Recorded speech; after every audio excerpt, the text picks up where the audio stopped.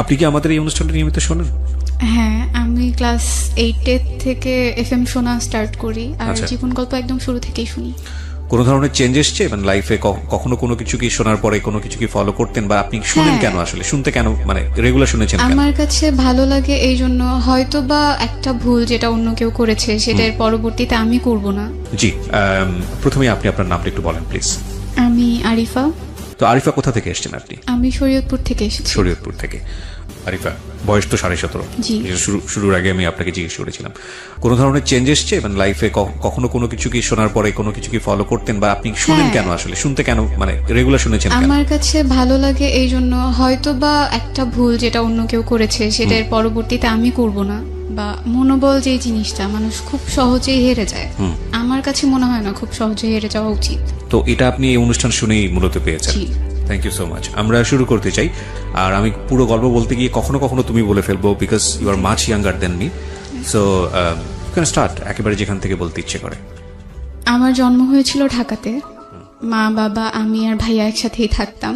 আমি ছোটবেলা থেকে জেনে এসেছি আমার দাদা বাড়ি নানা বাড়ি দুটোই শরীয়তপুরে। জি। বেসিক্যালি দাদা বাড়ি ছিল পুরান ঢাকাতে। তো দাদার সাথে বাবার সম্পর্ক খারাপ থাকার কারণে কখনোই দাদা বাড়িতে যেয়ে ওঠা হয়নি। মানে জীবনে কখনোই যাওয়া হয়নি না, সেখানে? কখনোই না। আচ্ছা, মানে এই সম্পর্কটা খারাপের পেছনের কারণটা কি ছিল? পেছনে কারণ আমি বড় হওয়ার পরে যেটা জেনেছি যে আমার দাদা আরেকটা বিয়ে করেছিলেন, যেটা আচ্ছা। আমার বাবার পছন্দ ছিল না। আচ্ছা। So, সেই জন্য সে চলে এসেছিল।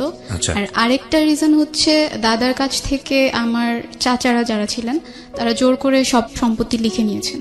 ওকে। এই জন্য বাবা ওখানে আর যায়নি। আচ্ছা, তো এরপরে জানি মানে যাইনি। হ্যাঁ। ওকে, ঠিক আছে, হ্যাঁ বলেন তারপর। বেড়ে ওঠা ভালোই চলছিল। আমি ছোটবেলা থেকে ছবি আঁকতে খুব পছন্দ করতাম। মানে আপনি কি প্রথম সন্তান নাকি? না, ভাইয়া প্রথম সন্তান। তার মানে আপনারা এক ভাই এক বোন? হ্যাঁ হ্যাঁ। ভাইয়া যখন স্কুলে বাবা কি যেত, করতো? আমার বাবা গাড়ি চালাতো। বাবার ট্যাক্সি ক্যাব ছিল, Okay. সিএনজিও ছিল, একটা নিজের? বাবা চালাতো। নিজে? হ্যাঁ, হ্যাঁ। নিজের। চলছিল সবকিছু ভালোই। আমি ভাইয়ার সাথে স্কুলে যেতাম। আমার পড়াশোনা খুব ভালো ছিল বলে আমাকে প্লেতে না ভর্তি করে নার্সারিতে ভর্তি করা হয়। আচ্ছা। তো টিচার আমাকে ভর্তি করতে চায়নি, বলল যে এত ছোট বাচ্চা পারবে না। তো তবুও আম্মু বলছে যে নার্সারিতে ভর্তি করেন, যদি সে না পারে তাকে নিচের ক্লাস নামাই দিন। আমার নানা ভাইয়ের খুব ইচ্ছে ছিল আমাকে মাদ্রাসায় পড়ানোর। যখন আমি ক্লাস 1-এ উঠি তখন আমাকে একটা মাদ্রাসায় ভর্তি করে দেওয়া হয়, সেটাও ঢাকাতেই। সেখানেও পড়াশোনা খুব ভালো ছিল। আমি ক্লাস 5 পর্যন্ত মাদ্রাসাতেই পড়ি। ক্লাস 5 পর্যন্ত সবকিছু ঠিক ছিল, কিন্তু আমার বাবা প্রায় সময় অসুস্থ থাকতেন, যে কারণে আমাদের ফিনান্সিয়াল সাপোর্ট দেওয়াটা তার জন্য খুব কঠিন হয়ে যেত। বাবা অসুস্থ থাকার কারণে পড়াশোনা কন্টিনিউ করতে করতেও মাঝে মধ্যে সমস্যা হতো।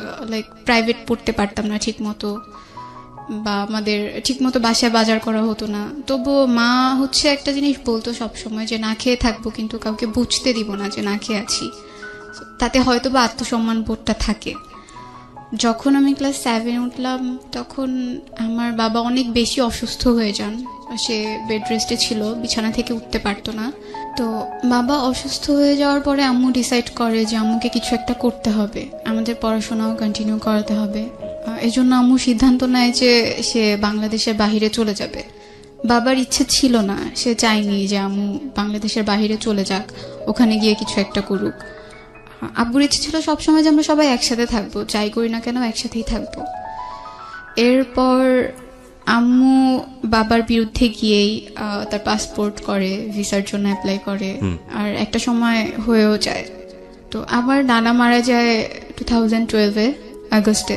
তো তখন আম্মুর প্রায় যাওয়ার ডেট চলে আসছে। কোথায়, কোন দেশে? জর্ডানে। জর্ডানে? হ্যাঁ। তখন তুমি ক্লাস 7-এ পড়ো? হ্যাঁ, আমি তখন ক্লাস 7-এ পড়ি। 2012-এর সেপ্টেম্বরের 17 তারিখে আম্মু বাংলাদেশ থেকে চলে যায়। এটা তোমার বাবার একেবারে অনুমতি? হ্যাঁ, কোনো আমার ইচ্ছে ছিল না। কি পেশায় যায় উনি তখন? Home servant. Home servant. কত সালের কথা বলছো? 2012। 2012। এই বিষয়গুলো একটু খেয়াল রাখবেন। হ্যাঁ। তো যখন বাবা আম্মুকে যেতে দিতে চায়নি, তো আমরা যখন এখানে ছিলাম আম্মু তো ওখানে ছিল, মানে সে একটু খাপছাড়া ভাবের হয়ে গেছিল। সকালে কখন উঠছি, আমি স্কুলে যাচ্ছি কিনা, আমার পড়াশোনা ঠিক মতো হচ্ছে কিনা, এগুলো সে খুব একটা কেয়ার করতো না। সে যতটুকু সময় দিতে পারতো, কখনো আমাকে এসে জিজ্ঞেস করতো না যে তুমি খেয়েছো কিনা, পড়ছো কিনা। দেখা যেত আমি সকালবেলা স্কুলে যাচ্ছি, তো আগে যেমন আমি স্কুলে যাওয়ার সময় আম্মু আমাকে খাইয়ে দিত, আমি হাত দিয়ে খেতে পারতাম না।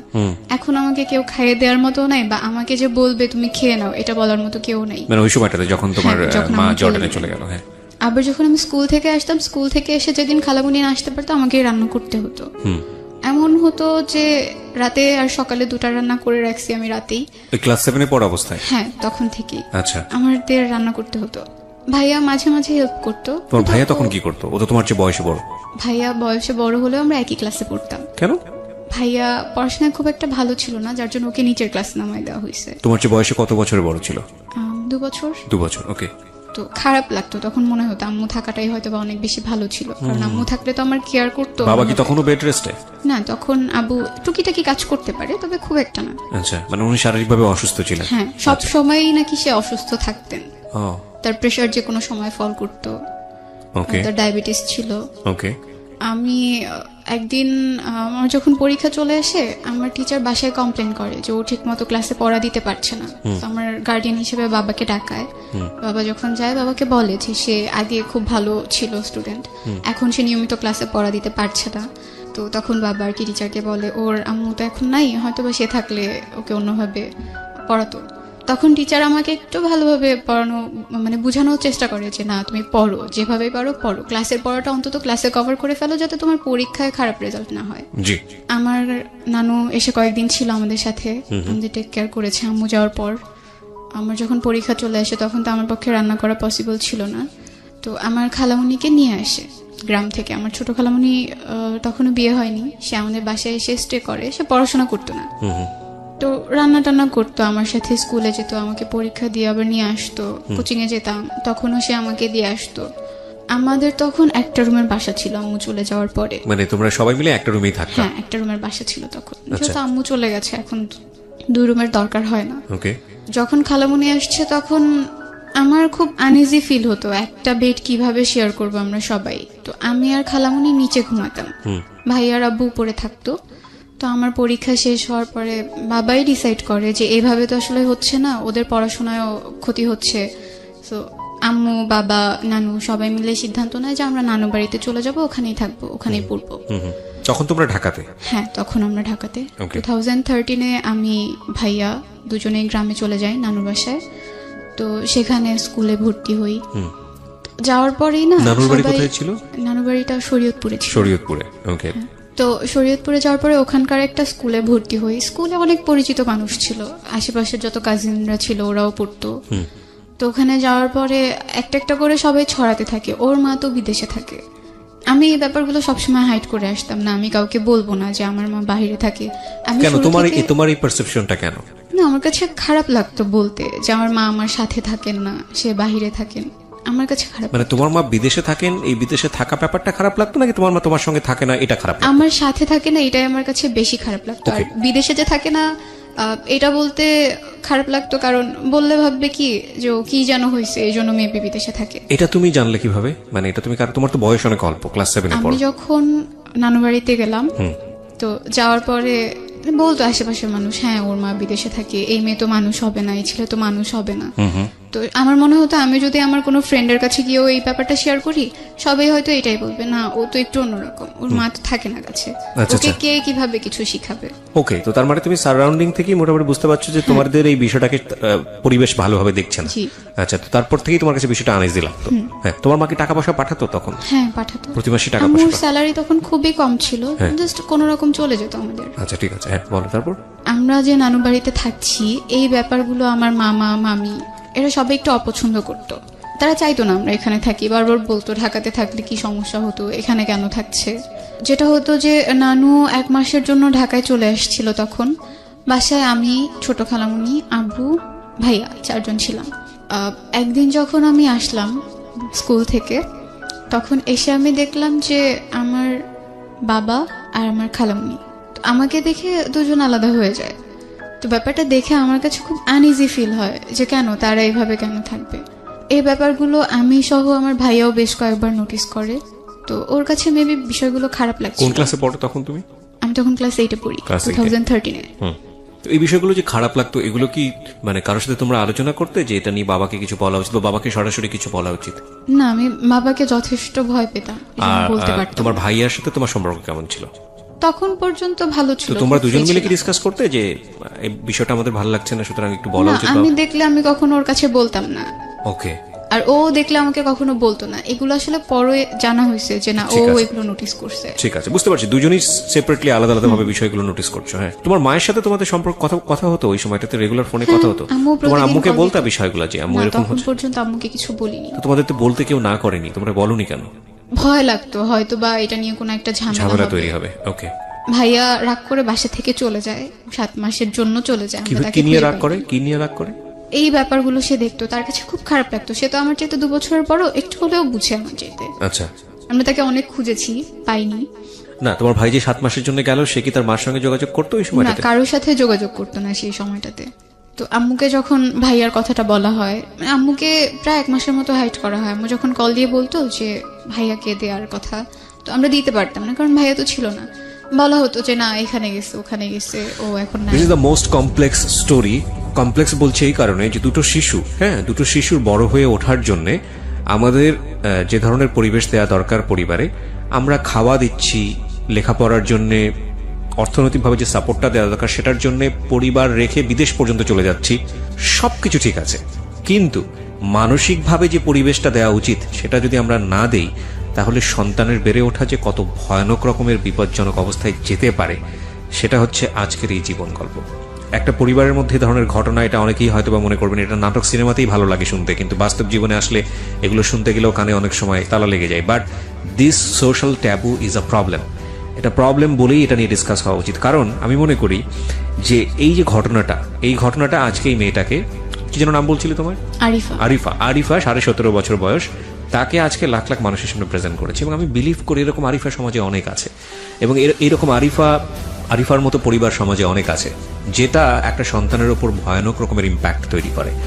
এবং আমি সবসময় এই জিনিসগুলোর বিপক্ষে ইন আ সেন্স যে আপনি যখন আপনার বেবিটাকে নিয়ে আসলেন দুনিয়াতে, তার মানে আপনি একটা রেসপন্সিবিলিটি নিয়ে এসছেন, এবং সেখানে কোনো কম্প্রোমাইজ নাই। আপনি যদি একটা মানুষের সুস্থ জীবন দিতেই না পারে, পারিবারিকভাবে হোক অর্থনৈতিকভাবে হোক, তাহলে আপনি তাকে কেন নিয়ে আসলেন? প্রথম কথা হচ্ছে এটা। দ্বিতীয় কথা হচ্ছে, যদি আপনার সামর্থ্য না থাকে, আপনাকে চেষ্টা করতে হবে, প্রতি মুহূর্তে চেষ্টা করে যেতে হবে। ওই চেষ্টাটাই হলো আপনার প্রমাণ করা যে না আপনি চেষ্টা করে যাচ্ছেন। কিন্তু আপনি চেষ্টা করলেন না, এমন কিছু করলেন যেটার জন্য একটা সন্তান ভয়ানক রকমভাবে মানসিকভাবে ক্ষতিগ্রস্ত হচ্ছে, এবং এই ক্ষতিগ্রস্ত ব্যাপারটা অর্থনৈতিকভাবে দেখা যায় না, কিন্তু একটা মানুষকে শেষ করে দিতে পারে। দেখুন, একটা বাচ্চা কিন্তু পরিবার থেকে বের হয়ে গেছে, এবং যে বাবা যে কাজটা করছে বা মা যে বিষয়টা করলো, এই বিষয়গুলো নিয়ে একটু ডিসকাস হওয়া উচিত ছিল যে প্রবলেমটা আসলে কোথায়। আমরা কি আমাদের প্রয়োজনটা ভুলে যাব? না, প্রয়োজনটা ভুলে যাব না, কিন্তু আমাদের প্রয়োজনটা যেন আরেকজনের জীবনে কাল না হয়ে আসে, সেটা আমাদের খেয়াল রাখা জরুরি। হ্যাঁ, বলো, তারপর কি হলো? তো আম্মুকে যখন বলা হলো যে ভাইয়া নাই, সে প্রচন্ড কান্না করে। তো বারবার জানতে চাচ্ছিল কেন সে চলে গেছে, কারণ কি ছিল। সে বারবার নানুকে প্রশ্ন করছিল যে কেন চলে গেল, আমি তো তাকে কোনো কিছুর অভাব দেইনি, তো কেন সে গেল। কারো কাছে আসলে কোনো রিজন ছিল না। আমি তখন পর্যন্ত আম্মুকে বলতে পারছিলাম না যে হয়তো বা এই ব্যাপারগুলো ওর কাছে খারাপ লাগছিল, এজন্য ও চলে গেছে। তো আমি আমার পড়াশোনাটা তখন পর্যন্ত কন্টিনিউ করছি। এর মাঝখানে আমার ছোট খালামুনির বিয়ে ঠিক হয়। তুমি তখন ক্লাস 8-এ? হ্যাঁ, আমি তখনও ক্লাস 8-এ পড়ি। ওকে। বিয়ে ঠিক হওয়ার পরে তার বিয়েটা ভালোভাবে মিটে গেল, সবাই ছিল। তো খালামুনির বিয়েতে আমার মামাকে কিছুটা ঋণ করতে হয়, মানে সব মিলে পরিবারের অবস্থাটাও তখন খুব একটা ভালো ছিল না। এরপর আমি জেএসসি পরীক্ষা যখন দিব, রেজিস্ট্রেশন করা শেষ, সেই মুহূর্তে একদিন রাতে প্রায় 12টার পর আমাদের কাছে একটা কল আসে। তো নানুর ফোনে কলটা আসে। কল আসার পর নানু রিসিভ করে দেখে যে ভাইয়া কথা বলতেছে। ওকে। মানে ওর ভয়েসটা তো চিনতো। তো কথা বলার পর নানু হুট করে ভয় পেয়ে আমার কাছে কল দিয়ে দিছে যে এতদিন পরে সে কোত্থেকে কল দিল, কিভাবে আসলো। তো ভাইয়া আমার সাথে কথা বলতেছে, মানে তার বিহেভটা পুরো চেঞ্জ হয়ে গেছে। লাইক আগে সবাই ওকে খুব ভদ্র বলতো, আমি খুব বদমেজাজি ছিলাম, এজন্য আমাকে কেউ খুব একটা পছন্দ করতো না, বাট ভাইয়াকে সবাই অনেক বেশি ভালোবাসতো। এখন ওর সাথে যখন আমি ফোনে কথা বলতেছিলাম, আমার কাছে মনে হচ্ছে সবকিছু কেমন যেন চেঞ্জ, ওর কথাবার্তা, আচরণ। আর সে আমাকে তখন একটা কথা বলছিল যে আমি এখন সিগারেট খাচ্ছি, এই হ্যাবিটটা তার কখনোই ছিল না। এটা বলার পরে আমি ফোনটা কেটে দিছি ভয়ে, যে এটাকে আসলে আমার ভাই, সে তো আমার সাথে এই ধরনের কথা কখনো বলেনি। ভয় পেয়ে কেটে দেওয়ার পরে নানু আমাকে জিজ্ঞেস করলো কি হয়েছে। তো আমি বললাম যে ও আমাকে বলতেছে ও সিগারেট খাচ্ছে। এটা বলার পরে সে আবার কল দিয়ে কথা বলে। তো নানু তখন জিজ্ঞেস করে আব্বুর কাছে কল দিচ্ছে কিনা বা আম্মুর সাথে কথা হয়েছে কিনা। তো তখন ও বললো যে আম্মুর তো নাম্বার নাই আমার কাছে, বাট আব্বুর সাথে কথা হয়েছে, আব্বু বলছে যে কালকে আব্বুর ওখানে যেতে, আমি কালকে ওখানে যাব। তো ও আসলো, কয়েকদিন সে ঢাকাতে ছিল, আমার মেজো খালামুনির ওখানে ছিল, তারপর তাকে শরীয়তপুরে নিয়ে আসা হয়। তখনও সবকিছু ভালোই চলছে। আমার না, কিন্তু তোমরা জিজ্ঞেস করলে না তুমি কোথায় ছিলা হ্যাঁ, এতদিন জিজ্ঞেস যাবত, কি করছে। কেন সিগারেট খেয়েছো, কি প্রবলেম কি হচ্ছে? সে বলতো যে তার কাছে ভালো লাগেনি, তার পড়াশোনা ভালো লাগতো না, এই জন্য সে চলে গিয়েছিল। আচ্ছা। এক্স্যাক্ট রিজনটা সে তখন পর্যন্ত বলেনি কাউকে। ওকে। কারণ বাসায় আসার পরে সে জানে যে এখন পর্যন্ত সবকিছু ঠিকঠাক, ওই ব্যাপারগুলো এখন পর্যন্ত কেউ জানে না, এজন্য সেও বিষয়টা এড়িয়ে যায়। তো আবার যখন পরীক্ষা কাছে আসে, আমার মামারা সবাই একদিন বাড়িতে আসে, আসার পরে আমি শুনছি যে আমাকে দূরে রেখে তারা সবাই কিছু একটা নিয়ে ডিসকাস করছে, আমাকে ব্যাপারগুলো জানতে দিচ্ছে না। আমার পরীক্ষা যখন চলে আসছে তার 2 দিন আগে আমি ঘুমিয়ে পড়ছি। আমি তখন ছোট খালামুনির সাথেই ঘুমাই। আমি আর খালামুনি ঘুমানোর পরে রাত 2টা বাজে আমার ঘুম ভেঙে যায়। আমি প্রচুর এফএম শুনতাম, মিডনাইট পর্যন্ত এফএম শুনতাম। তো শুনতে শুনতে ঘুমায় পড়তাম। সেদিন এফএমটা শোনা হয়নি, মামারা সবাই বাসায় ছিল, এই জন্য 2টা বাজে যখন আমার ঘুম ভেঙে যায়, আমি তখন বাইরে খুব শাউট শুনতে পারি যে সবাই খুব চিল্লাচিল্লি করছে আর বলছিল আমার নাম নিয়ে যে ওকে তো এখানে রাখা যাবে না, ওকে এখানে রাখলে আমরা কেউ এই বাড়িতে আসবো না। আমার বড় মামিও বলছিল যে ও কেন এখানে থাকবে, এত কিছুর পরেও আপনি ওকে এখানে রাখতে চান। এগুলো আমার নানুকে বলার পরে নানু জাস্ট বলছিল যে আমি ওকে ফেলতে পারবো না, আমি ওকে কোথায় রাখবো, ও কার কাছে গিয়ে থাকবে, আমি ওকে আমার সাথেই রাখবো। যখন আমি এই কথাগুলো শুনছিলাম আমার কাছে খুব খারাপ লাগছিল। আমি জানতে চাচ্ছিলাম যে কি এমন হয়েছে যার কারণে তারা আমাকে এই কথাগুলো বলতেছে যে আমাকে এখানে রাখবে না। পরীক্ষার আগের দিন রাতে আবার শুনতে পেলাম যে আমার বাবার সাথে আমার ছোট খালামুনির অ্যাফেয়ার ছিল। আমি যখন এই কথাগুলো শুনলাম আমার মনে হলো আমার মাথার উপর আকাশ ভেঙে পড়েছে। মানে এটা নিয়ে রাতের বেলা গন্ডগোল হচ্ছিল? হ্যাঁ, এটা নিয়ে গন্ডগোল হচ্ছিল। এটা তোমার খালামুনির বিয়ের পরে? হ্যাঁ, খালামুনির বিয়ের 3 থেকে 4 মাস পরেই আস্তে আস্তে জানতে পারলাম যে তোমার বাবা তখন কোথায় ওই সময়? বাবা তখন ঢাকাতে। আচ্ছা। সে তখন ঢাকাতেই ছিল, ঢাকাতেই থাকতো। তো যখন এগুলো হয়, এই কথাগুলো যখন হচ্ছিল, তখন খালামুনি নানুর বাসায় ছিল, তার হাজবেন্ডের সাথে তার তখন ঝামেলা চলছিল। এই ব্যাপারগুলো নাকি আরো প্রায় 2 মাস আগে থেকে কথাবার্তা হচ্ছিল, কিন্তু এইভাবে না। তখন পর্যন্ত খুব একটা কেউ জানতো না। বড় মামার বাসায় নাকি ছোট খালামুনির হাজবেন্ড বেড়াতে চায়, সেখানে গিয়ে সে মামা আর মামির সাথে এই কথাগুলো শেয়ার করে যে এরকম এরকম একটা কিছু হয়েছে। যখন আমাকে এগুলো বলা হয়, আমাকে একদম আমার নানু সামনাসামনি বলছিল যে তোর বাবাকে আমরা এত ভালো জানতাম, তোর বাবা এই কাজটা কিভাবে করলো। আমি তখন পড়ছিলাম, আমার পরীক্ষা পরের দিন। আমার কাছে প্রচন্ড খারাপ লাগছিল, আর আমি বিশ্বাস করতে পারছিলাম না যে আমার বাবা এমন কিছু একটা করতে পারে। আর এখন যে এই ব্যাপারটা অনেক দূর এগিয়ে গেছে, যেখানে আমার আম্মু আমার খালামুনিকে অনেক বেশি আদর করতো, তার জামা কাপড় থেকে শুরু করে এভরিথিং আম্মুই দিত। আমার পরীক্ষার আগের দিন পর্যন্ত তো এগুলো ঠিক আছে, আম্মুর সাথে আমার তখন পর্যন্ত কথা হয়নি। আমি যে আম্মুকে ফোন দিয়ে বলবো যে মা এগুলো তো ঘটছে, তুমি কি কিছু জানো কিনা, সেই সুযোগটাও আমি পাইনি। পরের দিন আমার পরীক্ষা, আমার প্রথম পরীক্ষার দিন মা বাবার কাছে তো সবাই দোয়া চায়, যদি দূরে থাকে তাও দোয়া চায়। আম্মুর সাথে কথা বলতে পারিনি, কিন্তু আব্বুকে আমি কল দিলাম। কল দেওয়ার পরে আমার বাবার প্রথম প্রশ্ন ছিল তুমি কার সাথে থাকতে চাও, তোমার আম্মুর সাথে নাকি আমার সাথে। তো আমার আসলে অনেক খারাপ লাগে, আমি তো দোয়া চাওয়ার জন্য আব্বুর কাছে কল দিছিলাম, এইরকম কোনো একটা প্রশ্ন আমি আশা করিনি। আমি তখন কিছু বলিনি, কলটা কেটে দিছি। কেটে দেওয়ার পরে পরীক্ষা দিতে গেলাম। একদম হলে গিয়ে আমি লিখতে পারছি না, মানে আমার বারবার মনে হচ্ছে এসব কি হচ্ছে আমার চারপাশটায়। সবকিছু তো খুব ভালো ছিল, গোছানো ছিল, এগুলো কেন হচ্ছে। আমার বাংলা পরীক্ষাটা খুব খারাপ হয়। তো পরীক্ষা যখন দিয়ে আসছিলাম আমি তো খুব কান্না করছিলাম। আমার 2টা খুব ক্লোজ ফ্রেন্ড ছিল স্কুলে, তো ওরা আমাকে জিজ্ঞেস করে কি হয়েছে, কান্না কেন করতেছি, সবকিছু তো ঠিক ছিল, হঠাৎ করে কি হলো। তো আমি তখন শুধু এইটুকু বলছিলাম যে আমার মামারা চায় না আমি আর নানু বাড়িতে থাকি, কিন্তু আমি এখান থেকে গিয়ে কোথায় থাকবো, আমার তো কারোর সাথে থাকার মতো জায়গা নেই। তো বলতেছে কেন, আঙ্কেল আছে না, আঙ্কেলের কাছে গিয়ে থাক, তোর তো এটা আরো ভালো একটা অপশন, ঢাকায় গিয়ে পড়তে পারবি, আবার সবকিছু আগের মতো হয়ে যাবে। আমি বললাম যে না, এটা পসিবল না, যেহেতু এখানে থাকা স্টার্ট করছি, আমি চাই এখান থেকে পড়াশোনাটা কন্টিনিউ করতে, আর নানু যতটা আদর করে এতটা আদর কেউ আমাকে করবে না। আমি পরীক্ষা দিয়ে বাসায় আসার পরে তখন এই ব্যাপারগুলো নিয়ে গন্ডগোল হচ্ছে। তো নানু তখন মামাদেরকে বলল যে ওকে যদি তোরা এখানে না রাখিস আমিও এখানে থাকবো না, আর তোর যদি ইচ্ছা হয়, আমার বড় মামাকে বলছে যে তোর যদি ইচ্ছে হয় তুই আমাকে খাবারের কোনো টাকা টুকা দিস না, আমার লাগবে না, আমি এভাবেই চলতে পারবো, যা আসে জমি থেকে সেটা দিয়ে চলতে পারবো। তো নানুর সাপোর্টটা আমার মনে হয় তখন সবচেয়ে বেশি কাজে লেগেছে মেন্টালি স্ট্রং থাকার জন্য। আম্মুর সাথে আমি ব্যাপারটা প্রথম শেয়ার করি আমার বাংলা পরীক্ষা শেষ হওয়ার পরে। আম্মু নাকি এই ব্যাপারগুলো শুনেছে, যখন থেকে কথা হচ্ছে তখন থেকেই শুনেছে, কিন্তু সে আমাকে কিছু বুঝতে দেয়নি। আর এটা নিয়ে বাবার সাথেও তার খুব ঝামেলা হয়েছে। যেটা হতো যে এই ব্যাপারের পরে বাবা আমাকে ফোন দিত না, আমি বাবার সাথে কথা না বলে থাকতে পারতাম না। আমি নিজের থেকেই তাকে দিনে 4 থেকে 5 বার কল দিতাম, কিন্তু সে রেসপন্স করতো না।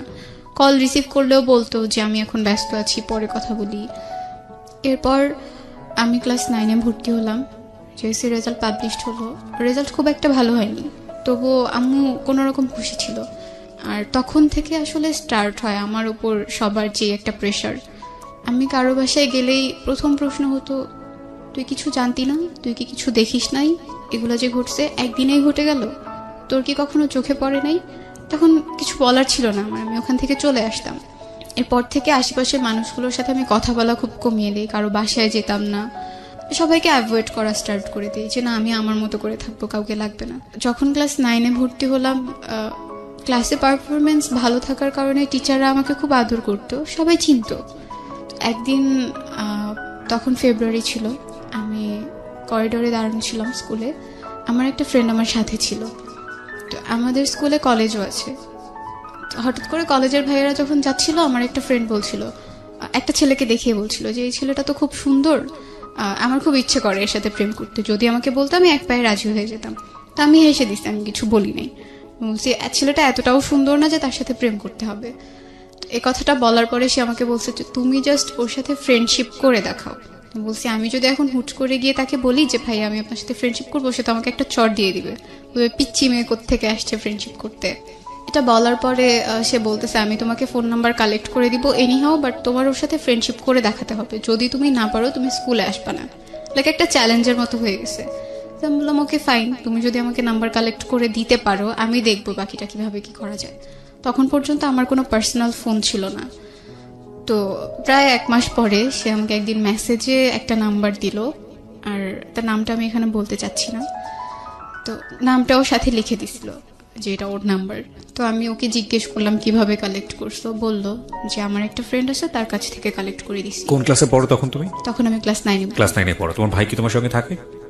না, ভাইয়া তখন ঢাকাতে থাকতো, ঢাকাতে আব্বুর সাথে, বাবার সঙ্গে থাকতো। হ্যাঁ। তুমি থাকতো তোমার নানুর সঙ্গে? হ্যাঁ। আচ্ছা। তো আমি সেদিন রাতেই একটা মেসেজ দিই, মেসেজ দেওয়ার পরে হ্যাঁ ছেলেটাকে মেসেজ দিই। ছেলেটা কি তোমাদের স্কুলের কলেজ সেকশনে পড়তো? হ্যাঁ। ওকে। সে তখন ইন্টারমিডিয়েট ফার্স্ট ইয়ারে পড়তো। তুমি তখন ক্লাস 9-এ? হ্যাঁ। তো মেসেজ দেওয়ার পরে সে রিপ্লাই দেয়, সাথে সাথেই রিপ্লাই দেয়, জিজ্ঞেস করে কে। তো আমি আমার পরিচয়টা গোপন রেখেই তার সাথে কথা বলছিলাম। জি। আমি যখন তাকে মেসেজ দিছি তখন আমি আমার ফ্রেন্ডকে বললাম যে আমি তো তাকে মেসেজ দিছি, সে রিপ্লাই দিছে। তার আগে তুমি আমাকে একটু বলো, সেটা হচ্ছে যে আমি এখান থেকে আবার শুনবো তোমার কাছে, কিন্তু এটা নিয়ে তোমার বাবার সঙ্গে তোমার যোগাযোগ হতো, তোমার বাবা বিষয়টাকে ডিনাই করতো, মানে তোমার সঙ্গে কথা বলতে চাইতো না। বিষয়টা এরকম ছিল যে বাবা তোমাকে যে প্রশ্নটা করেছিল যে তুমি কার সঙ্গে থাকবা, বাবার সঙ্গে থাকবা নাকি ওখানে থাকবা, সেটার সিদ্ধান্ত আসলে এসে পায়নি, বা তুমি বাবার সঙ্গে থাকছো না এই কারণে বাবা তোমার উপর রাগ করেছিল, বিষয়টা কিরকম? না, বিষয়টা এমন না, বাবা আসলে চাইতোই না, সে আমাদেরকে দূরে সরাতে চাচ্ছিল আস্তে আস্তে, সে চাচ্ছিল তার মতো করে আলাদা থাকতে। আচ্ছা। আর আম্মুও চাইতো না যে আমি বাবার সাথে কথা বলি বা বাবার সাথে সম্পর্ক রাখি। আর ভাইয়া থাকতো, ওর তো ঢাকায় থেকে আবার পড়াশোনা করা স্টার্ট করে দিছে, ওর ওখানে থাকার মতো খুব একটা জায়গা ছিল না, তো এই জন্য ও বাবার সাথে থেকেই পড়াশোনাটা করতো। তুমি এই ঘটনা ঘটার পরে মার সঙ্গে কি এই বিষয়গুলো নিয়ে কথাবার্তা হলো? মা কি তোমাকে কিছু জিজ্ঞেস করেছিল এই বিষয়গুলো নিয়ে? আম্মু আমাকে কিছু জিজ্ঞেস করেনি। আমি যখন পরীক্ষা দিয়ে আসার পর আম্মুর সাথে কথা বললাম, আমার খুব মন খারাপ ছিল, পরীক্ষা তো ভালো হয়নি, তার উপর বাসায় এত কথা হচ্ছে। তো আম্মুকে আমি বললাম যে মা আমার পরীক্ষা ভালো হয়নি। জিজ্ঞেস করলো কেন? আমি বললাম বাসায় এরকম এরকম কথা হচ্ছে, তারা আমাকে এখানে রাখতে চাচ্ছে না, কারণটাও বললাম। তো বলতেছে আচ্ছা ঠিক আছে, তুমি কয়েকদিন থাকো, পরীক্ষাটা দাও, তারপর দেখা যাবে কি হয়। তো ওই ছেলেটাকে আমি যখন মেসেজ দিই তখন আমি আমার ফ্রেন্ডকে সাথে সাথে ইনফর্ম করলাম যে আমি তোকে মেসেজ দিছি। আমার ফ্রেন্ড যার কাছ থেকে ফোন নাম্বারটা এনে দিছে তাকে সাথে সাথে বলে দিছে যে তাকে তো মেসেজ দিছে, সে তো রিপ্লাই দিছে। এটা বলার পরে সেই ছেলেটা আবার এই ছেলেটাকে নক করে মেসেজে যে তুমি কার সাথে কথা বলতেছো মেসেজে, আমি কিন্তু জানি। তো তখন আর কি তাকে জিজ্ঞেস করে নাম বলো, কার সাথে কথা বলতেছি, কে আমাকে মেসেজ করছে, তার অ্যাড্রেস দাও। তো আমি একটা মিথ্যা অ্যাড্রেস দিয়ে তো পরিচয়টা স্টার্ট করি, সে সেই অ্যাড্রেসটাই বলে, সেও জানতো না আসলে আমি কে। তো আমার হচ্ছে জাস্ট ফ্রেন্ডশিপ করাটা একটা ইস্যু ছিল, আর কিছু ছিল না। আমি ফ্রেন্ডশিপ করার পর তার সাথে কথা বলা বন্ধ করে দিব, এরকম কিছু একটা প্ল্যান ছিল। তোমাদের যে ফ্রেন্ডশিপের জায়গা থেকে আমি আবারও ফিরি, কিন্তু তার আগে আমাকে একটু বলো, তোমাদের বাবার সাথে মার যে দূরত্ব বা সেপারেট হয়ে যাওয়ার যে ব্যাপারটা, সেখানে যেই ব্যক্তিটি মানে তোমার আন্টি, তো সেখানে ওনার যে 3 মাস পরে যে প্রবলেমটা হলো বিয়ের পরে, ওনার অবস্থা কি দাঁড়ালো ওই ঘটনার পরে? উনি তখন নানুর বাসাতেই থাকতো, আমাদের সাথেই থাকতো, কিন্তু আমি খালামুনির সাথে কথা বলতাম না। কথা বলতে না তুমি? উনি ওই বাসাতে থাকতো কেন? ওনার শ্বশুর বাড়ির কি সমস্যা হচ্ছিল ওখানে আমাদের থাকতে? তো তখন ডিভোর্স হয়ে গেছে। ও ডিভোর্স হয়ে যায় তখন এই ঘটনার প্রেক্ষাপটে? ডিভোর্স হয়ে যায়। এই জায়গাটায় ছোট্ট একটা বিরতি দিতে চাই।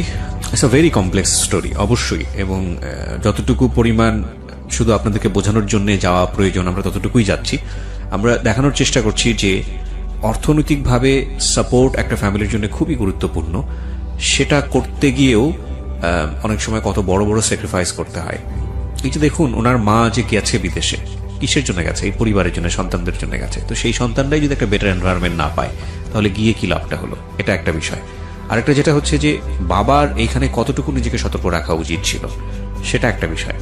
এবং দিন শেষে যে ছেলেটা বারবার বাইরে চলে যাচ্ছে এবং এই মেয়েটার ভবিষ্যৎ কোন দিকে যাচ্ছে, এটা অনেক গুরুত্বপূর্ণ বিষয়। আমরা শেষ পর্যন্ত শুনবো আশা করি, কারণ আমরা বিশ্বাস করি যে একটা গল্প হয়তো আপনার পরিবারের এরকম অনেক ফাটল আজকে বন্ধ করে দেবে। যেখানটা আমি ছিলাম, এবার তুমি বলো যে ওই ছেলেটার সঙ্গে তোমার যেটা হচ্ছিল। তো সে মেসেজ করতো, দেন আমি তাকে বললাম যে আমি তার সাথে ফ্রেন্ডশিপ করতে চাই। এটা করার পরে বললো ওকে ফাইন, প্রবলেম নাই। তো আমি যখন স্কুলে যেতাম, দেখা গেছে আগে তো তাকে আমরা ওভাবে কোনো কিছু বলতাম না, এখন যখন ফ্রেন্ডরা একসাথে হচ্ছি, কিছু একটা বলছি বা তাকে দেখে হাসছি, এই ব্যাপারগুলো সে বুঝতে পারতো। আর তখন সে ধরে নিছে যে হ্যাঁ, এই সার্কেলটার মধ্যে থেকে কেউ একজন হচ্ছে আমি। তো একদিন আমি বিকেলে গিয়ে তাকে কল দিলাম, তখন মাত্র 1 সপ্তাহের মতো তার সাথে আমার কথা হয়েছে। কল দেওয়ার পরে সে বলতেছে আমি তো আপনাকে চিনি। বললাম বলেন আমি কে? বলছে না আমি আপনাকে চিনি, কালকে স্কুলে যান তখন বলবো যে আপনি কে। আমরা যখন স্কুলে গেলাম, যেটা হতো যে ক্লাস শুরু হওয়ার আগ পর্যন্ত রুমের সামনে দাঁড়িয়ে দাঁড়িয়ে গল্প করতাম, আর আমাদের ক্লাসের সামনে দিয়ে তাদের ক্লাসে তাদের যেতে হতো। আর সে যখন ওখান দিয়ে যাচ্ছিল, হঠাৎ করে আমাদের দিকে খুব রাগী একটা ভঙ্গিতে তাকালো, মানে সে বুঝালো যে হ্যাঁ সে আমাকে চিনে। তো আমরা কিছু বলিনি, সবাই একরকম করেই হাসছি। এরপর আবার বাসায় আসলাম, দেন আমি তাকে বললাম আপনি তো আমাকে খুঁজে বের করতে পারলেন না।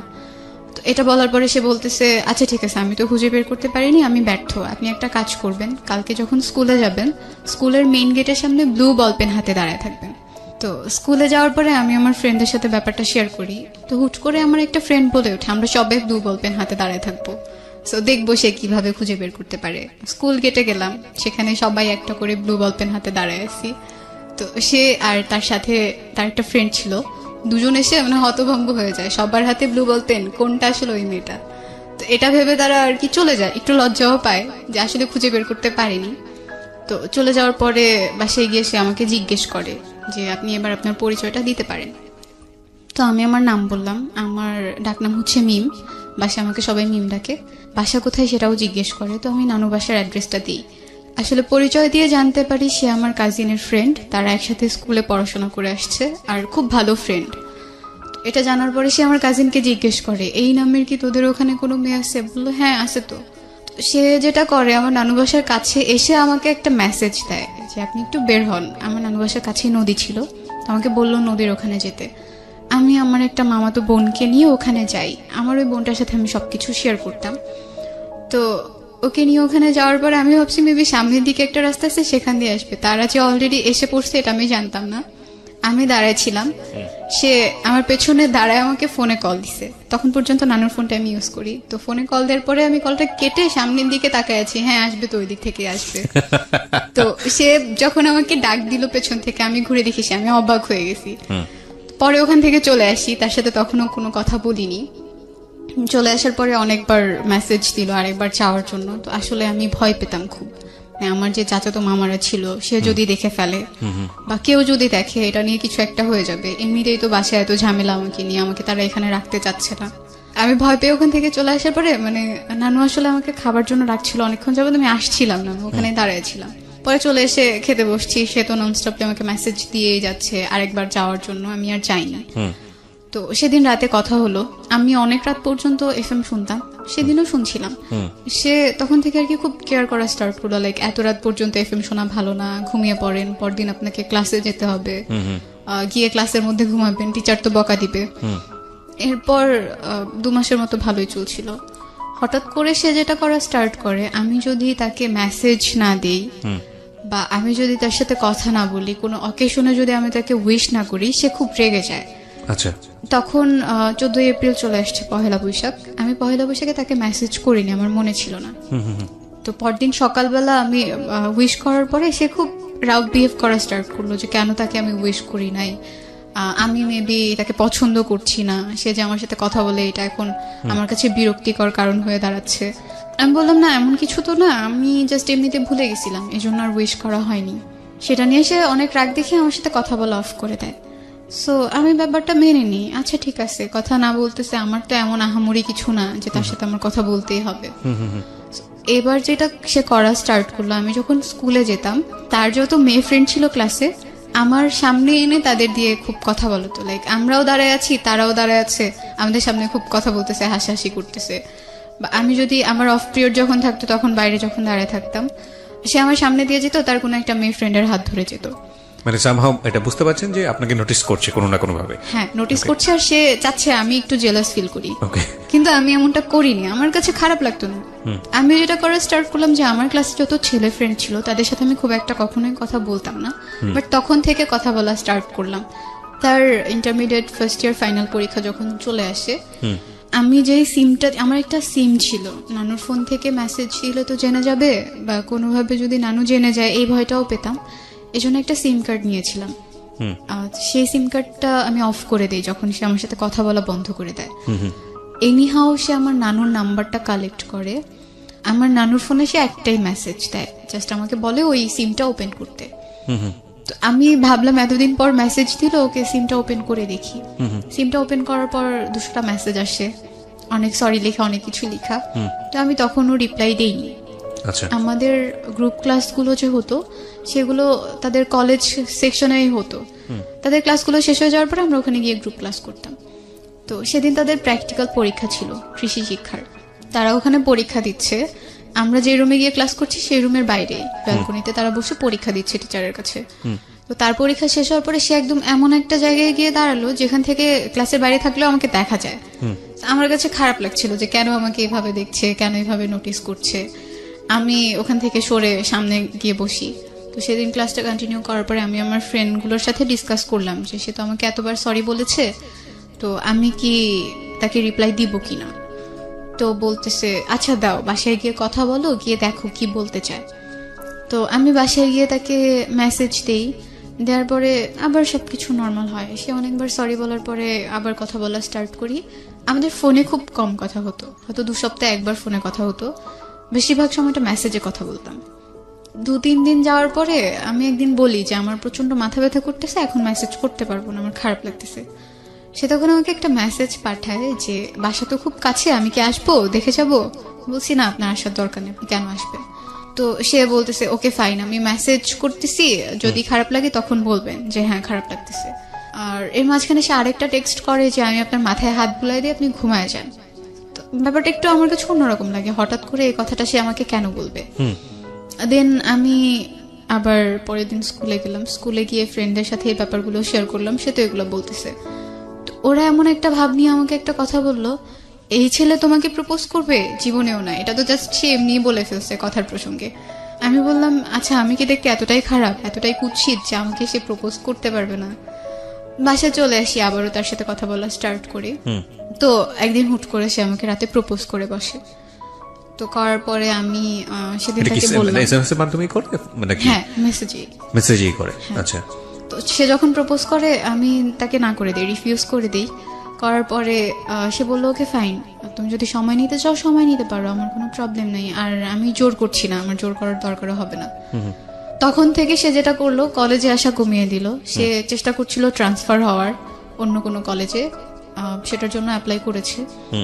তো আমার সাথেও তার খুব কম দেখা হতো। একদিন আমি একটা বিয়ের অনুষ্ঠানে গিয়েছিলাম, সো আমি একটা ব্ল্যাক কালারের ড্রেস পরা ছিলাম। তো সেদিন যখন আমি আসছি তার সাথে আমার রাস্তায় দেখা হয়, সেও একটা ব্ল্যাক কালারের ড্রেস পরা ছিল। দুদিন বাসায় আসার পরে মানে বলতেছে হ্যাঁ আজকে তো ম্যাচিং হয়ে গেছে ড্রেসেও। বললাম ম্যাচিং হয়ে গেছে, এটা তো আহামরি কিছু হয় নাই, ম্যাচিং হলেই কি আর না হলেই কি। তো সে বলতেছিল যে হ্যাঁ আপনি মেবি আমার মেসেজে বিরক্ত হচ্ছেন, আমি আর মেসেজ করবো না। বললাম ওকে ফাইন, মেসেজ করার দরকার নাই। তবুও করতো, হঠাৎ করে 2-1টা মেসেজ করতো, আবার করতে করতে কথাও হতো অনেকক্ষণ পর্যন্ত। এর মাঝখানে যেটা হয় যে কোনোভাবে আমার নানু বুঝতে পারে ব্যাপারটা যে না ও কিছু একটার মধ্যে আছে, কারোর মানে সাথে আপনি কথা কিছু একটার বলতেছে। মধ্যে ফল ইন হচ্ছেন। হ্যাঁ, হ্যাঁ, নানু আমাকে একদিন জিজ্ঞেস করে তুমি কি কারোর সাথে কথা বলো। আমি আসলে এই প্রশ্নটার জন্য তখনও প্রস্তুত ছিলাম না। আমি বললাম না তো, আমি কারোর সাথে কথা বলি না, সবকিছু ঠিক আছে। তো যেটা হয় যে সে আমাকে একদিন রাতে বলল সে বাংলাদেশে বাইরে চলে যাওয়ার জন্য ট্রাই করতেছে, চলে যাবে, পড়াশোনা আর করবে না, এখানে স্টপ থাকবে। তো এটা বলার পরে আমার খারাপ লাগে যে কেন চলে যাবে, এখানেই থাকতো, পড়াশোনা করতো, কথা তো হচ্ছিলই, ফিল করতেছিলাম কিছু একটা হয়তো বা হচ্ছে। আর যেটা হতো আমার তো খুব একটা ফ্রেন্ড ছিল না, আমার সবসময় লোনলি ফিল হতো যে আমার সাথে কথা বলার মতো কেউ নাই, আমাকে কেয়ার করার মতো কেউ নাই, আমি কোথাও গেলে আমার সাথে ঘুরতে যাওয়ার মতো কেউ নাই। তো একদিন রাতে সে আমাকে বললো তার পাসপোর্ট হয়ে গেছে, এখন সে ভিসার জন্য অ্যাপ্লাই করবে, সে চলে যাবে। ছেলেটার নাম কি ছিল? ওকে আমি মুশি বলে ডাকতাম। ঠিক আছে, you can call here Mushi, no problem. হ্যাঁ, Okay. তো বিদেশ কেন যাচ্ছে? তার পড়তে ভালো লাগে না, এই জন্য সে চলে যাবে। ওকে। তো একদিন সে বললো যে সবকিছু ডান, এখন সে চলে যাবে, শুধু ডেটটা আসা বাকি। তো সেদিন রাতে অনেকক্ষণ পর্যন্ত কথা বলছি। তো সে আমাকে সেদিন একটা কথা বলছিল যে আজকের পরে হয়তো আর কখনো কথা হবে না, কারণ 2-1 দিনের মধ্যে তো আমি চলে যাবো, এই কয়েকদিন অনেক ব্যস্তও থাকবো, সারাদিন তো আর মেসেজ করা পসিবল না, যেহেতু আমরা ফোনে কথা বলি না। তো আমি মেনে নিলাম, আচ্ছা ফাইন। তো সেদিন রাতে অনেকক্ষণ পর্যন্ত কথা বলতে বলতে আমি তার প্রতি অনেক বেশি উইক হয়ে গেছিলাম, যে কথা না বলে থাকতে পারতাম না, কথা বলতেই হতো, সেটা মেসেজের থ্রুতেই হোক বা ফোনের থ্রুতেই হোক। তো ওই দিন রাতে আমি তাকে সে আমাকে প্রপোজ করেছিল, সেটার অ্যান্সার দিয়ে দিই যে না I can't live without you, আমার লাগবেই আপনাকে, আমার আপনার সাথে কথা বলা লাগবেই, আমি থাকতে পারবো না এইভাবে।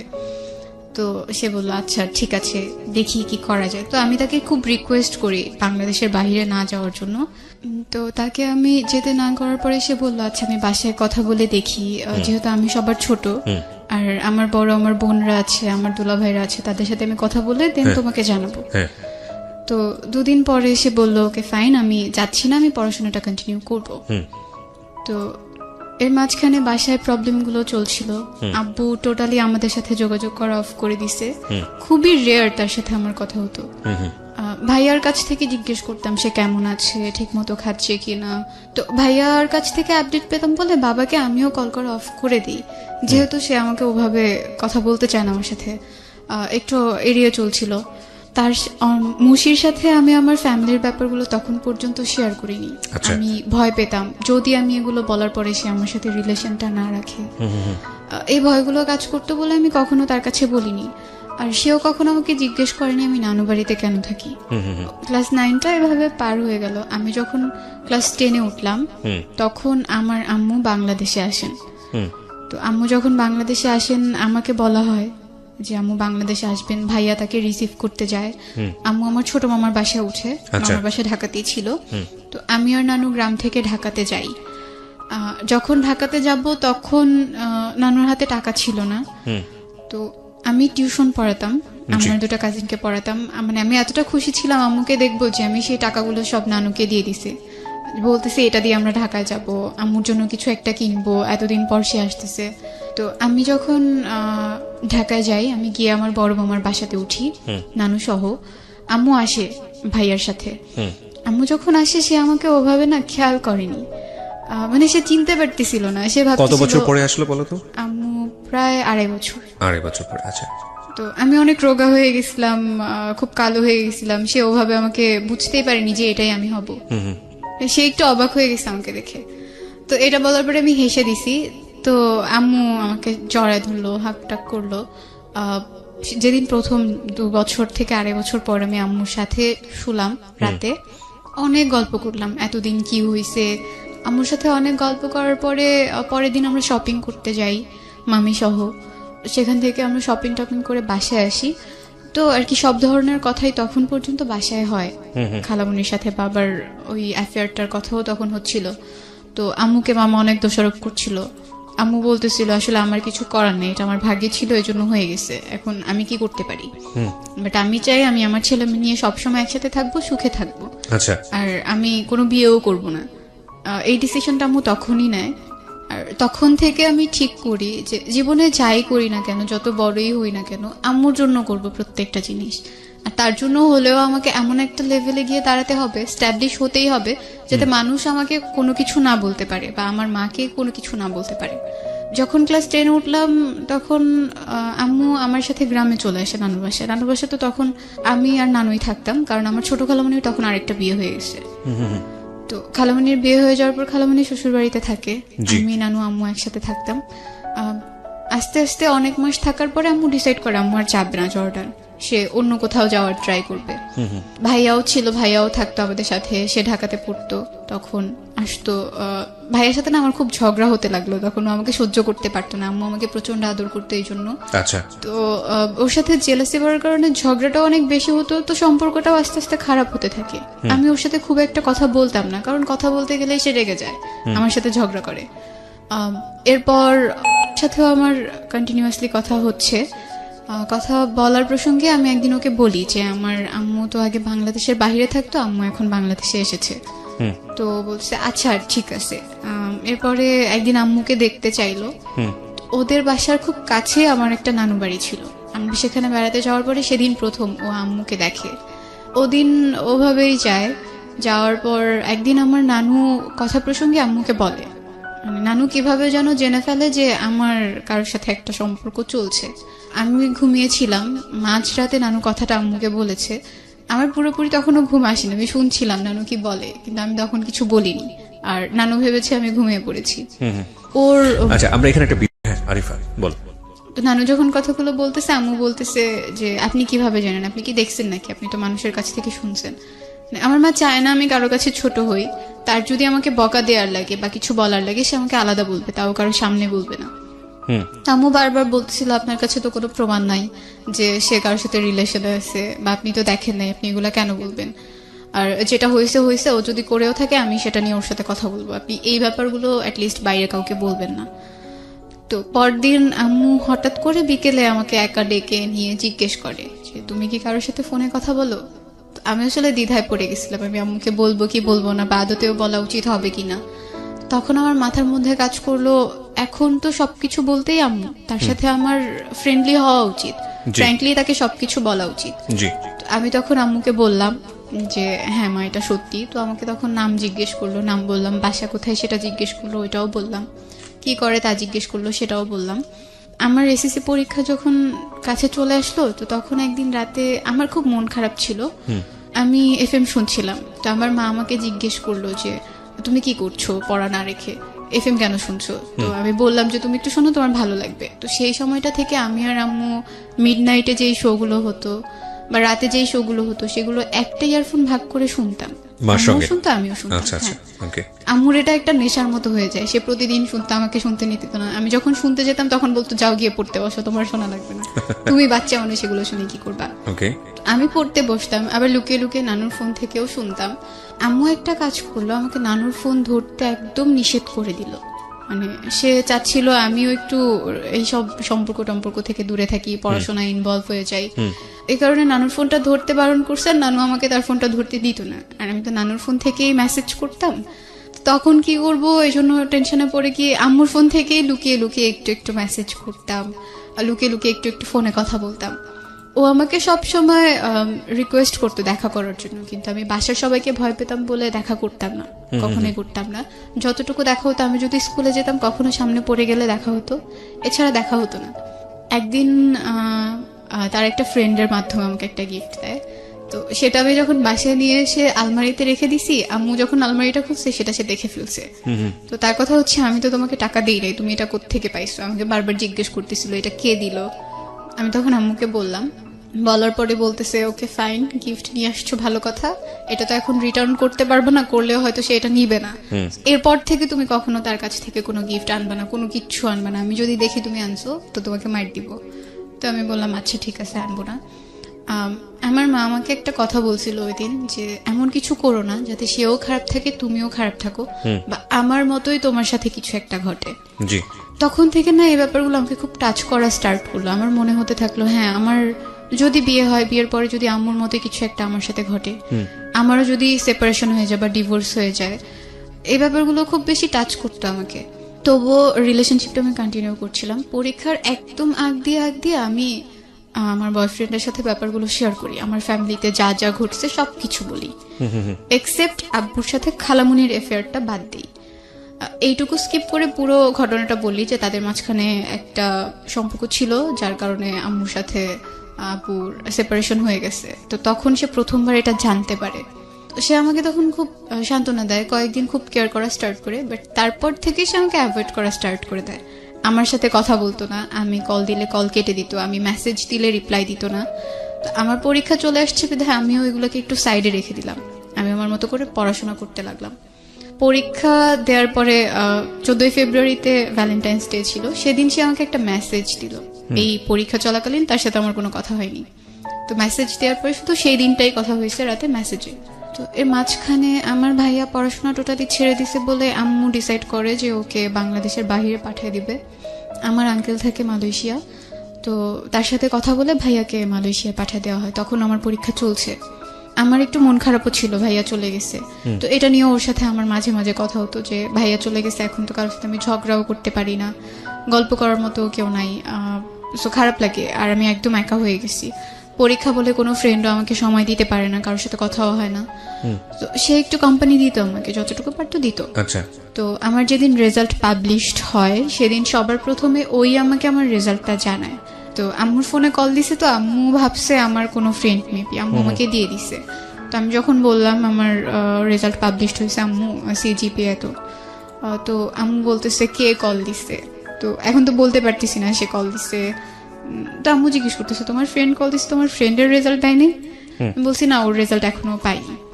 তো রেজাল্ট পাবলিশড হওয়ার পরে ডিসাইড করতেছিল সবাই আমাকে কোথায় রাখবে, কোথায় ভর্তি করবে। আমার ইচ্ছে ছিল ঢাকায় ব্যাক করার, ঢাকাতেই পড়ার, বাট আম্মু চাচ্ছিল না, কারণ থাকা খাওয়ার একটা প্রবলেম হবে, আর সে মেয়েদের কোনো হোস্টেলেও আমাকে রাখবে না। মানে গ্রামের মানুষের একটা ধারণা হচ্ছে হোস্টেলে থাকা মানেই মেয়েরা খারাপ হয়ে যায়। শরীয়তপুরে একটা মহিলা কলেজ আছে, সেখানে আমাকে ভর্তি করা হয় আমার একদম অনিচ্ছার বাইরে, আম্মু সবকিছু করে। তো ওখানে আমি যখন ভর্তি হই, বাসা থেকে কলেজে যেতে প্রায় 1 ঘন্টা লাগতো, বাট অনেকটা জার্নি করতে হতো। সো আম্মু চাচ্ছিল না যে আমি বাসায় থাকি, আর মামারাও অনেক কিছু বলতো, মামুনি অনেক কিছু বলতো, আমার বড় মামি যে, এজন্য কেউ চাচ্ছিল না যে আমি বাসায় থেকে পড়ি।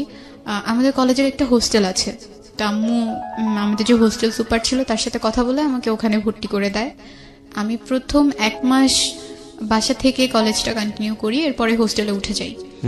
আমার যখন রেজাল্ট পাবলিশড হয় আর আমি কলেজে ভর্তি হব, তার 2 দিন আগেই আম্মু আবার জর্ডানে চলে যায়। ওকে। তো চলে যাওয়ার পরে আমি 1 মাস কলেজ থেকে বাসায় যাতায়াত করতাম।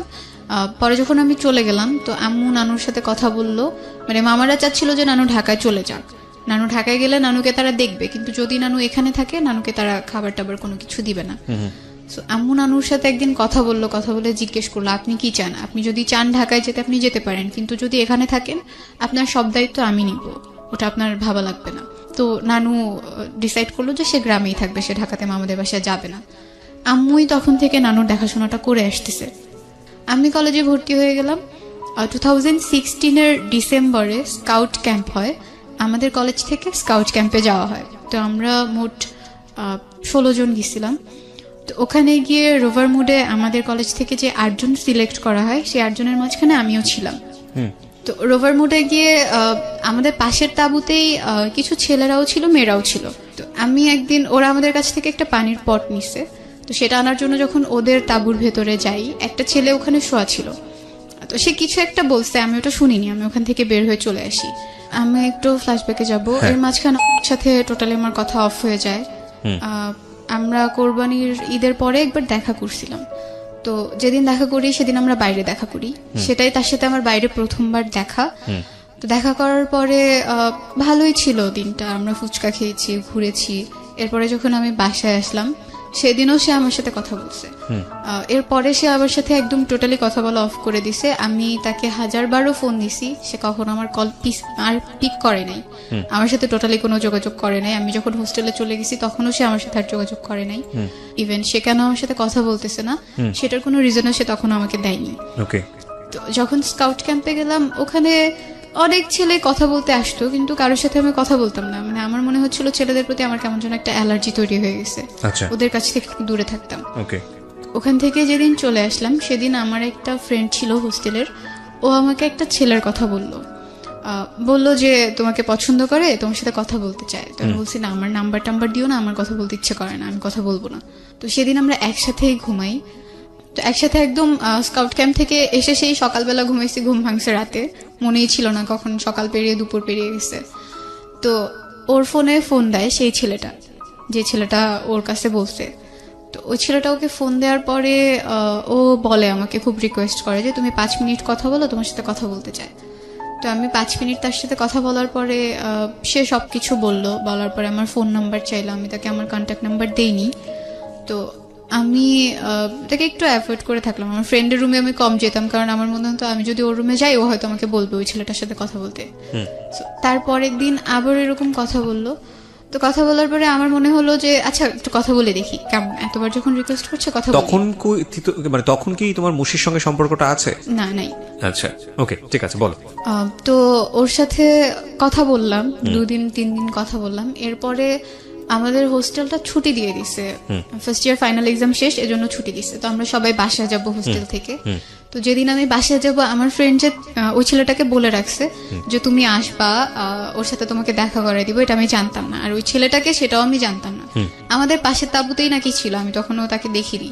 পরে আমরা যখন বাসায় যাব তখন আমার ফ্রেন্ড ওকে ফোন দিয়ে আসতে বলে, ওর সাথে ওর 2টা ফ্রেন্ডও আসে। সেদিন আমি ওকে প্রথম দেখি, মানে আমার মনে হয়নি যে স্কাউট ক্যাম্পে যে 5 দিন ছিলাম এই 5 দিন আমি তাকে একবারও দেখেছি। আমার একবারের জন্য মনে হয়নি, কেমন যেন অপরিচিত অপরিচিত মনে হচ্ছিল। তো আমরা তখন ডিসাইড করলাম বাসায় যাওয়ার আগে আমরা ঘুরতে যাব। তো শরীয়তপুরে একটা পার্ক আছে নড়িয়াতে, সেই পার্কে গেলাম, সবাই ঘুরলাম, অনেক ছবি টবি তুললাম। তো সেখান থেকে বাসায় চলে আসলাম। বাসায় এসে আমার ফোন থেকে কথা বললাম। তো কথা বলার পরে সে তো অনেক আগে প্রপোজ করে ফেলেছিল, বাট আমি তখন তাকে কিছু বলিনি। আমার ইচ্ছে ছিল এমনিতে কয়েকদিন কথা বলবো, এরপরে কথা বলা অফ করে দিব, আমার কোনো রিলেশনশিপে যাওয়ার ইচ্ছে ছিল না। তো হোস্টেল থেকে আবার যখন ব্যাক করলাম, আমি তখন শুধু একটা এয়ারটেল সিম কার্ড ইউজ করতাম, তার ছিল জিপি। তো কল রেট বেশি জিপিতে। তো সে আমাকে বললো একটা জিপি সিম কিনে নিতে, আমি আমার খালামণিকে দিয়ে একটা জিপি সিম রেজিস্ট্রেশন করে কিনে নিলাম। তো আবার যখন হোস্টেলে ব্যাক করলাম তখন জিপি সিম থেকে কথা হতো। একদিন রাতে আমি তাকে সবকিছু শেয়ার করব ভাবলাম, কারণ আমার মনে হচ্ছিল মুশির সাথে আমার ব্রেকআপটা হয়তো আমার ফ্যামিলি পারসেপশনের কারণেই হয়েছে। তো এই জন্য আমি চাইলাম এবার যদি আমি কোনো রিলেশনশিপে যাই, এইগুলোর জন্য যেন কোনো প্রবলেম আমাকে ফেস করতে না হয়। যদি সে সবকিছু মেনে রিলেশনটা কন্টিনিউ করতে চায় করবে, আর যদি সে না চায় এখন থেকেই বাদ দিয়ে দিব কথা বলবো না। তো আমার আগে যে রিলেশন ছিল সেটা বলেছি, এখনো যে তার সাথে আমার ফাইনালি ব্রেকআপ হয়নি এটাও বলেছি। আর আমার বাবা মার যে ব্যাপারগুলো ছিল সেগুলোও বলেছি। আমি নানু বাড়িতে থাকি, হোস্টেল থেকে যখন আমি বাসায় যাই আমি নানু বাড়িতেই যাই, এগুলোও তার কাছে বলেছি। মানে তুমি তোমার ব্যাকগ্রাউন্ড, বাবা মার বিষয় সমস্ত কিছু তাকে বলে নিয়েছো? সমস্ত কিছু বলেছি। আচ্ছা, এজন্যই বলেছি কারণ পরে এটা কি মুশি জানতো তোমার এই বিষয়গুলো? হ্যাঁ, কারণ সে তো তোমার কাজিনের এক ফ্রেন্ডই হয়, ক্লোজ ফ্রেন্ডই হয়। ওকে, হ্যাঁ। তো ওকে বলার পরে ও বললো ওকে ফাইন, আমার এগুলো নিয়ে কোনো প্রবলেম নাই, আর আমি আমার বাসায় কখনো এগুলো জানতেও দিব না, ওইভাবে সবকিছু প্রেজেন্ট করবো যাতে তারাও এই ব্যাপারগুলো না জানতে পারে। তো আমি মেনে নিলাম ওকে ফাইন। তো কথা বলতাম, আমি যেটা করতাম যে মুশির সাথে যখন রিলেশন ছিল আমি ফোনে কথা বলতাম না। ও চাইতো ফোনে কথা বলতে, আমি কখনো বলতাম না, বা ওর সাথে আমি দেখা করতাম না। আর এবার যেটা করা স্টার্ট করলাম যে আমি ফোনে কথা বলতাম, যতটুকু পারতাম ফোনে কথা বলতাম। আমি যখন বাসায় যেতাম, বাসায় তো একাই যেতাম, যাওয়ার সময় তার সাথে আমি দেখা করে তারপরে বাসায় যেতাম, যাতে ও কখনো এই জিনিসগুলোর জন্য আমাকে না বলতে পারে যে না তুমি তোমার সাথে ফোনে কথা বলো না, দেখা করো না। আমি চাইনি এই জিনিসগুলোর কারণে এই রিলেশনটাও নষ্ট হয়ে যাক। সবকিছু ভালোই চলছিল। তো আমার একটা রুমমেট আপু ছিল, সে আমাকে মানে ও খুব বেশি ফোন দিত বলে আমার রুমমেট আপু একদিন আমাকে বললো জাস্ট 6 মাস যেতে দাও, এই জিনিসগুলো আর থাকবে না এরকম, প্রথম তো এই জন্য এত ভালো লাগতেছে। ওকে। তো আমি ওকে বলি কথাটা যে আপু তো এরকম কিছু একটা বলতেছে, এটা কি সত্যি নাকি 6 মাস গেলে এরকম সবকিছু চেঞ্জ হয়ে যাবে? সে খুব বলতো না না চেঞ্জ কেন হবে। তো তার বাসা থেকে সে সবসময় খুব প্রেসারে থাকতো, খুব কনজারভেটিভ একটা ফ্যামিলি ছিল। মাগরিবের আজানের পরে সে কখনোই বাইরে থাকতে পারতো না। কিসে পড়তো ছেলেটা? ডিপ্লোমায় পড়তো। পড়তো তখন। ওকে, তোমাদের দুজনের দেখা সাক্ষাৎ হয়েছে, কথাবার্তা হয়েছে। তুমি কি তোমার পাস্টটা বলেছো যে তোমার লাইফে আরেকজন ছেলে ছিল? বলেছি। ওটা বলেছো। তার লাইফের পাস্টটা তুমি জানতে? জানতাম, তার কোনো গার্লফ্রেন্ড ছিল না বা কোনো রিলেশন, তুমি ফার্স্ট তার জীবনে। ওকে, ইটস আ মেন্টাল কমপ্লেক্স একটা সিচুয়েশন। তখন তোমার মা জর্ডানে, বাবার সঙ্গে যোগাযোগ নেই তোমার, ভাইও তোমার সঙ্গে থাকে না? ভাইয়া মালয়েশিয়াতে থাকে। ওকে, তো তোমার তো তুমি বয়ঃসন্ধিকাল পার করছিলে, এখন তো তুমি বুঝো, ইনফ্যাক্ট তুমি এখনো কিছুটা আছে, কারণ মাত্র 17.5 বছর বয়স। এই সময়টাতে মানুষের ব্যক্তিত্বর একটা অনেক বড় পরিবর্তন আসে, শারীরিক পরিবর্তন আসে। এই বিষয়গুলো নিয়ে তুমি কার সঙ্গে শেয়ার করতে? মানে থাকে না যে পরিবারের সবচেয়ে কাছের মানুষের সঙ্গে মনের বিষয়গুলো শেয়ার করা বা অন্যান্য সাপোর্ট গুলো পাওয়া, এগুলো কি তোমার নানুর সঙ্গে তুমি শেয়ার করতে? না না, নানুর সাথে খুব একটা শেয়ার করতাম না। আমার ছোটবেলায় তো আম্মুকে আম্মুই বলে ডাকতাম, আমার সেজু খালামুনি যিনি ছিল তাকে আমি মা বলে ডাকতাম। আচ্ছা, তো খালামুনি এখন পর্যন্ত আম্মুর পরে সবচেয়ে বেশি আপন। মানে তোমাকে সামহাউ সে সাপোর্টটা দিয়েছে সব সময়। ইউ আর লাকি এনাফ যে তুমি ফ্যামিলির কোনো একজন মেম্বারের কাছ থেকে সাপোর্ট গুলো পেয়েছো। আমি প্রশ্নটা এই কারণেই করেছি যে অনেক মেয়ের ভাগ্যেই সেটা বাংলাদেশে জোটে না, এটা এই পারিবারিক কমপ্লেক্সিটির কারণে। হ্যাঁ আরিফ, বলো তারপর। তো ওর সাথে দেখা তো হতোই মাঝে মধ্যে। তো সে একদিন আমাকে বলল যে তার সাথে দূরে ঘুরতে যেতে হবে। ওর নাম কি তুমি বলতে চাচ্ছ না? ওর নামটা বলা যায়। হ্যাঁ, কি নাম ছিল ওর? ফরহাদ। ফরহাদ, হ্যাঁ। ওদের বাসা ছিল মাদারীপুরে, বাট সে ডিপ্লোমাতে পড়তো বলে অন্য জেলায় তো পড়তে হয়, এজন্য শরীয়তপুরে পড়তো। আচ্ছা, তাদের কলেজ থেকে আমাদের কলেজটা খুব কাছে ছিল, তো ওখানেও ঘোরার বেশ কয়েকটা জায়গা ছিল। আমি বললাম ওখানে তো আমরা যেতে পারি, আমার হোস্টেল থেকে কাছে। তো বললো না, আমরা যে পার্কে প্রথমবার দেখা করেছিলাম সেই পার্কেই যাওয়া লাগবে। তো ওইভাবে আসলে আর হয়ে ওঠেনি। এটা নিয়ে সে কয়েকদিন আমার সাথে খুব রাগ ছিল, কথা বলেনি। একদিন মুশি আমাকে ফেসবুকে মেসেজ দেয়, মানে এই সম্পর্ক চলাকালীন সময়ে? না না, সম্পর্ক তখনও নাই, ফরহাদের সাথে সম্পর্ক তখন। এক্স্যাক্টলি, আমি সেটাই বলছি যে সেকেন্ড রিলেশনশিপে তুমি তখন ফরহাদের সাথে সম্পর্ক। হ্যাঁ, আমার ফেসবুক আইডির পাসওয়ার্ডটা ফরহাদের কাছে ছিল, মেসেজটা আমি সিন করার আগে ফরহাদ সিন করে। তো ও জানতো মুশির ব্যাপারে, সবকিছু জানতো, বাসা কোথায়, নাম কি, সবই জানতো মোটামুটি, শুধু ছবিটা দেখেনি। দেখে সে বুঝতে পারে যে এটাই সেই ছেলে। তো যখন সে বুঝতে পারে, সে আমার আইডি থেকে না, তার আইডি থেকে তাকে মেসেজ দেয়। ওকে, ফরহাদ নিজে যেচে মুশিকে মেসেজ দিতে যায় কেন? কারণটা কি, প্রয়োজনটা কি ছিল? মানে সে আসলে আমার আইডি থেকে যদি বলে যে আমার সাথে তার এখন রিলেশনশিপ চলছে, আমি তো দেখে ফেলবো সব যখন আমি ফেসবুকে যাব। এজন্য সে তার আইডি থেকে মেসেজ দিয়ে সব বলে যে ওর সাথে এখন আমার রিলেশন চলছে, আপনি ওকে আর নক দিবেন না। আচ্ছা আচ্ছা। তো এগুলো আমাকে মুশি পরে বলে, আমার একটা ফ্রেন্ডের মাধ্যমে আর কি আমি জানি যে হ্যাঁ এরকম এরকম কিছু একটা হয়েছে। তো আমার খুব রাগ লাগে ফরহাদের উপর, যে কেন এটা ওকে বলার কি দরকার ছিল, ওর সাথে যেচে কথা বলার কি দরকার ছিল, না বললেও তো পারতো, এটাকে এড়িয়ে গেলেও পারতো। সে সব সময় যেচে ওকে নক দিত, কি করে, কোথায় আছে, কি করতেছে, আমাকে আর নক দিচ্ছে কিনা, আমার ফোনে কথা বলতেছি কিনা, এগুলো সবকিছু সে চেক করতো। তো আমার জিপি নাম্বারটাও ছিল মুশির কাছে, সেজন্য সে করলো আমাকে সিমটাই চেঞ্জ করে ফেলতে বললো। তা আমি আমার সিম কার্ডটা চেঞ্জ করে ফেলছি তার জন্যই আবার। এরপরে আবার সবকিছু ঠিকঠাক চলতেছে। সে সবকিছুতে না খুব সন্দেহ করা স্টার্ট করলো, আগে যেমন ছিল সেরকম ছিল না। তো আমার ব্যাপারগুলো খুব গায়ে লাগতো, যে কেন আমি রিলেশন করি বলে আমার কোনো স্বাধীনতা থাকবে না? আমার ফ্রেন্ড আছে, সে ছেলেই হোক মেয়েই হোক, তার সাথে আমি কথা বলবো না? আর যেহেতু আমার ফেসবুক আইডির পাসওয়ার্ডটা তার কাছে আছে, সে তো দেখতেছে আমি কার সাথে কথা বলতেছি, কি কথা বলতেছি, আর সবকিছুই সে দেখতেছে। আমি এগুলো নিয়ে তার সাথে বেশ কয়েকবার কথা বলেছি। যখনই কথা বলতাম তখনই সে রাগ হয়ে যেত, আর আমাকে একটা কথাই বলতো যে তোমার সাথে রিলেশন করা আমার জীবনে সবচেয়ে বড় পাপ। একদিন মানে কথা প্রসঙ্গে বলতে বলতে সে একদিন আমাকে বলে উঠলো যে আমার মা তো কখনো তোমাকে মেনে নিবে না, তুমি যেই ফ্যামিলির মেয়ে, যেমন একটা ফ্যামিলির ব্যাকগ্রাউন্ড আছে তোমার, এই ফ্যামিলির মেয়েকে তো কেউ কখনো বিয়েই করবে না, আর আমি আমার বাসায় তোমাকে নিয়ে কিভাবে দাঁড়াবো?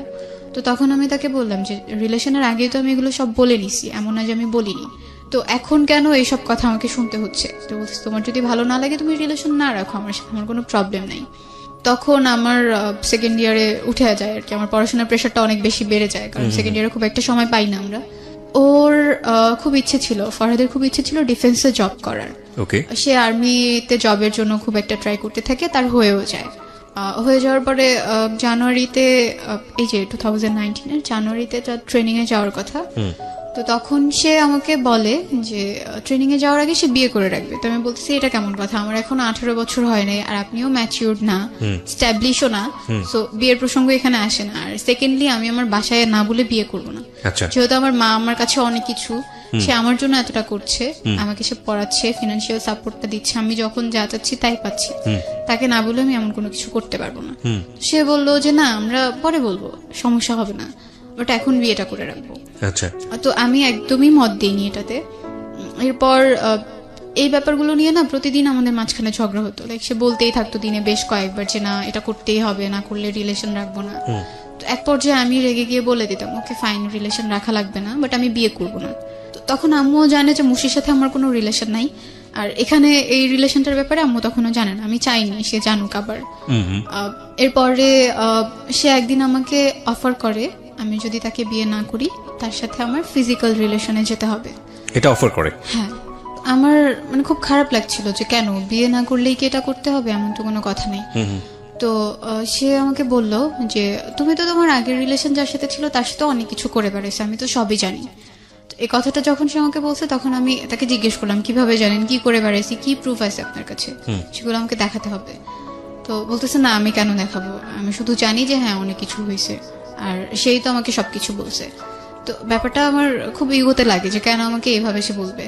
তো আমি তখন মুশির সাথে কথা বলি এই ব্যাপারটা নিয়ে, আর ওকে তখন আমি প্রথমবার বলি এই রিলেশনটার ব্যাপারে, এর আগে আমি নিজে কখনো ওকে গিয়ে বলিনি। অনেকদিন পরে এই সব ব্যাপার নিয়ে কথা বলাতে ও খুব একটা ইন্টারেস্ট দেখাচ্ছিল না এই ব্যাপারগুলো নিয়ে কথা বলাতে, যেহেতু তার সাথে আমার অনেকদিন পর কথা হচ্ছে। তো ওকে জিজ্ঞেস করার পরে ও জাস্ট বললো যে না তার সাথে আমার কথা হয়নি, একদিন জাস্ট আমাকে বলছে তোমার সাথে তার রিলেশন চলতেছে, এইটুকুই। এরপরে আমি তাকে ব্লক করে দিছি, এছাড়া তার সাথে আমার কোনো কথাই হয়নি। তো পরে বুঝতে পারলাম যে ফরহাদ এগুলো বানিয়ে বানিয়ে বলছে। আচ্ছা, এরপর আমি যখন ঢাকায় বেড়াতে আসি, ফরহাদও আসে ঢাকায় বেড়াতে, আসার পর 1 ঘন্টা সে আমাকে এই জিনিসটার জন্য ফোর্স করতে থাকে, না তোমাকে এটা করতেই হবে যদি তুমি বিয়ে না করো। তো এর মাঝখানে আমার ইন্টারমিডিয়েট পরীক্ষাও চলে আসে, পরীক্ষাটা আমি দেই, আল্লাহর রহমতে পরীক্ষাটা আমার ভালো হয়েছে। তো পরীক্ষা ভালো হওয়ার পরে আমি অ্যাডমিশন টেস্টের জন্য ঢাকায় আসি। ঢাকায় আসার পরে সে ঢাকায় আসে, আবার ফরহাদ ঢাকায় এসে আবার আমার সাথে দেখা করে। তো সেদিন প্রায় 2 ঘন্টার মতো আমি তার সাথে ছিলাম, সেদিনও সে এই একই ব্যাপার নিয়ে কথা বলতেছে। আমি চাচ্ছিলাম একটু ভালো সময় কাটাতে, আমি চাচ্ছিলাম তাকে সব খুলে বলতে, তাকে বোঝাতে যে না এটা করা ঠিক হবে না, এটা কেন করব, আর বিয়েও যদি করি সেটাও পরে করব, এখনো তো বিয়ের বয়স হয়ে যায় না যে এখনই বিয়ে করা লাগবে। এটা বলার পরে সে খুব রাগ করে আমার সাথে, আর আমার সামনে তার ফোনের যে সিম কার্ডটা ছিল সেই সিম কার্ডটা ভেঙে ফেলার পর আমাকে বলে আজকের পর থেকে আমি তোমার সাথে কখনো কথা বলবো না। বললাম ওকে ফাইন, কথা বলা লাগবে না। তার আরো একটা সিম কার্ড ছিল, সেটা দিয়ে আবার আমাকে নক দেয়, আবার অনেক বুঝায়, কিন্তু আমি এই জিনিসগুলো বারবার অ্যাভয়েড করছিলাম। তো আমি তাকে বললাম যে সামনে তো আমার অ্যাডমিশন টেস্ট, এগুলো নিয়ে আমি কোনো প্রেশারের মধ্যে থাকতে চাই না। রোজার ঈদের মধ্যে আমি আবার গ্রামে আসি নানু বাসায় বেড়াতে। জি, নানু বাসায় থাকি 2 দিনের মতো। 2 দিন পরে আমি ঢাকায় যাই, গিয়ে আমি আমার একটা ভাইয়ার বাসায় বেড়াতে চাই ঢাকায়। ভাইয়ার বাসায় যখন যাই আমার প্রচন্ড রকমের জ্বর চলে আসে, প্রচন্ড কাশি আসতো, কাশির সাথে রক্তও পড়তো। তো সবাই ভাবছিল যক্ষা হয়েছে হয়তো। তো এটার জন্য হসপিটালে যাওয়া লাগতো আমার প্রায় প্রতিদিন, কফ পরীক্ষা করা লাগতো, ব্লাড টেস্ট করা লাগতো। একদিন কফ পরীক্ষা করার পর সেটা রিপোর্ট দেয়, তো বলে যে আবারও কফ পরীক্ষা করা লাগবে। আমি কফ পরীক্ষা আবারও করতে যাই, যাওয়ার পরে সেদিন রিপোর্ট নিয়ে জাস্ট গাড়িতে উঠছি, এখন বাসায় যাব। বাসায় যখন যাওয়ার জন্য গাড়িতে উঠলাম, হুট করে আম্মু আমাকে কল দেওয়ার পরে আম্মু আমাকে বলতেছে তুমি কই। আমি বললাম যে হ্যাঁ আমি এখন হসপিটাল থেকে বাসায় যাচ্ছি। তো আম্মু বলল যে তোমাকে একটা কথা বলবো, তুমি একটু সাইডে গিয়ে আমাকে কল দাও। তো গাড়িতে ছিলাম এর জন্য সাইডে যেতে পারিনি, গাড়ি থেকে নেমে আমি আম্মুকে কল দিলাম। কল দেওয়ার পর আমাকে বলতেছে তোমার বাবা আজকে মারা গেছে। হোয়াট? হ্যাঁ, আমাকে আম্মু তখন বলে যে তোমার বাবা আজকে মারা গেছে। তো তার ভেতরে কথাটা বলার মধ্যে না ওরকম কোনো ফিলিংস ছিল না যে সে কান্না করতেছে, সে ইমোশনাল হয়ে গেছে, এমন কোনো কিছু ছিল না। হুট করে যখন এটা শুনলাম, এর মাঝখানে বাবার সাথে তো আমার কোনো যোগাযোগ ছিল না, আমি জানতামও না যে সে কোথায় আছে, কার সাথে আছে। আম্মু মাঝে মধ্যে নাকি কল দিত, আম্মুর সাথে মাঝে মধ্যে কথা হতো। আম্মুকে বললাম যে আচ্ছা ঠিক আছে আমি তোমার সাথে পরে কথা বলি, এটা বলে আমি বাসায় চলে আসলাম, ভাইয়াদের বাসায়। তো এর মাঝখানে সবাই জেনে গেছে ব্যাপারটা, সবাইকে বলা হয়েছে। তখন পর্যন্ত না আমার খারাপ লাগতেছিল না, আমার কেন জানি মনে হইতেছিল যে বাবা মনে হয় মরে গেছে, ভালোই হয়েছে। এখন হয়তোবা তাকে কেউ বলবে না যে সে তো খারাপ ছিল, এখন হয়তোবা কেউ তার উপর ভাগ বসাতে আসবে না। বা আমার আম্মুকে আর কোনো কথা শুনতে হবে না। আমি মনে মনে খুশি হয়েছি যে হ্যাঁ মরে গেছে তো ভালো হয়েছে। এখন তো আমি বলতে পারবো সবাইকে যে আমার বাবা মারা গেছে। এখন আমাকে এই কথাটা বলতে হবে না যে আমার বাবা মা সেপারেট, তারা আলাদা থাকে। The line is very very important for everybody যারা ফ্যামিলিতে আছেন। সন্তান যদি আপনার কাছে ইম্পর্টেন্ট হয়ে থাকে, এই কটা লাইন একটু মাথায় রাখেন সারাটা জীবনের জন্য। ওকে, তারপর? এরপর আমি ভাইয়ার বাসায় গেলাম। ভাইয়ার বাসায় যাওয়ার পরে ভাইয়া ভাবছে যে আমি জানি না কিছু, মানে আম্মু যে আমাকে বলছে এটাও আমি কারোর কাছে তখনও বলিনি। ভাইয়া বলতেছে তোমাকে একটু মিরপুরে যাওয়া লাগবে, তোমার ফুপ্পি যাইতে বলছে। আব্বু তখন ফুপ্পির বাসায় মারা গেছেন। তো আমি ভাইয়াদের সাথে মিরপুরে গেলাম। আমার ভেতরে ওরকম কোনো কিছুই কাজ করতেছিল না যে আমার বাবা নাই, আমার একটা জিনিস হারাই গেছে, এরকম কোনো কিছু আমার ফিল হচ্ছিল না। আমার কান্নাও আসতেছিল না। আমি ফুপ্পি বাসায় যখন যাই, রোডে অনেক জ্যাম থাকার কারণে প্রায় রাত হয়ে যায়, 8টার মতো বেজে যায়।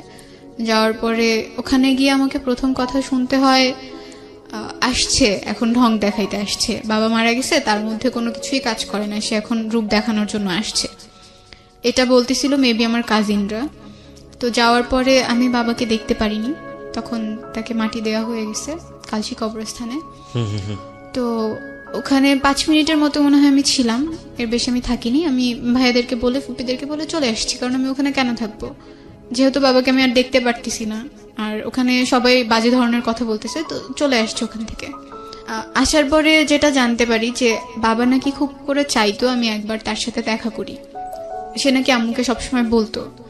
তো আম্মুও একবার আমাকে বলছিল যে তোমার বাবাকে তোমার ফোন নাম্বার দিব আর তোমাকে তোমার বাবার ফোন নাম্বারটা দিব, তুমি তার সাথে গিয়ে একবার দেখা করে আসো। তো দেখা হয় নাই, কারণ আমি অসুস্থ হয়ে গেছিলাম, এই জন্য আর দেখাটা করতে পারিনি।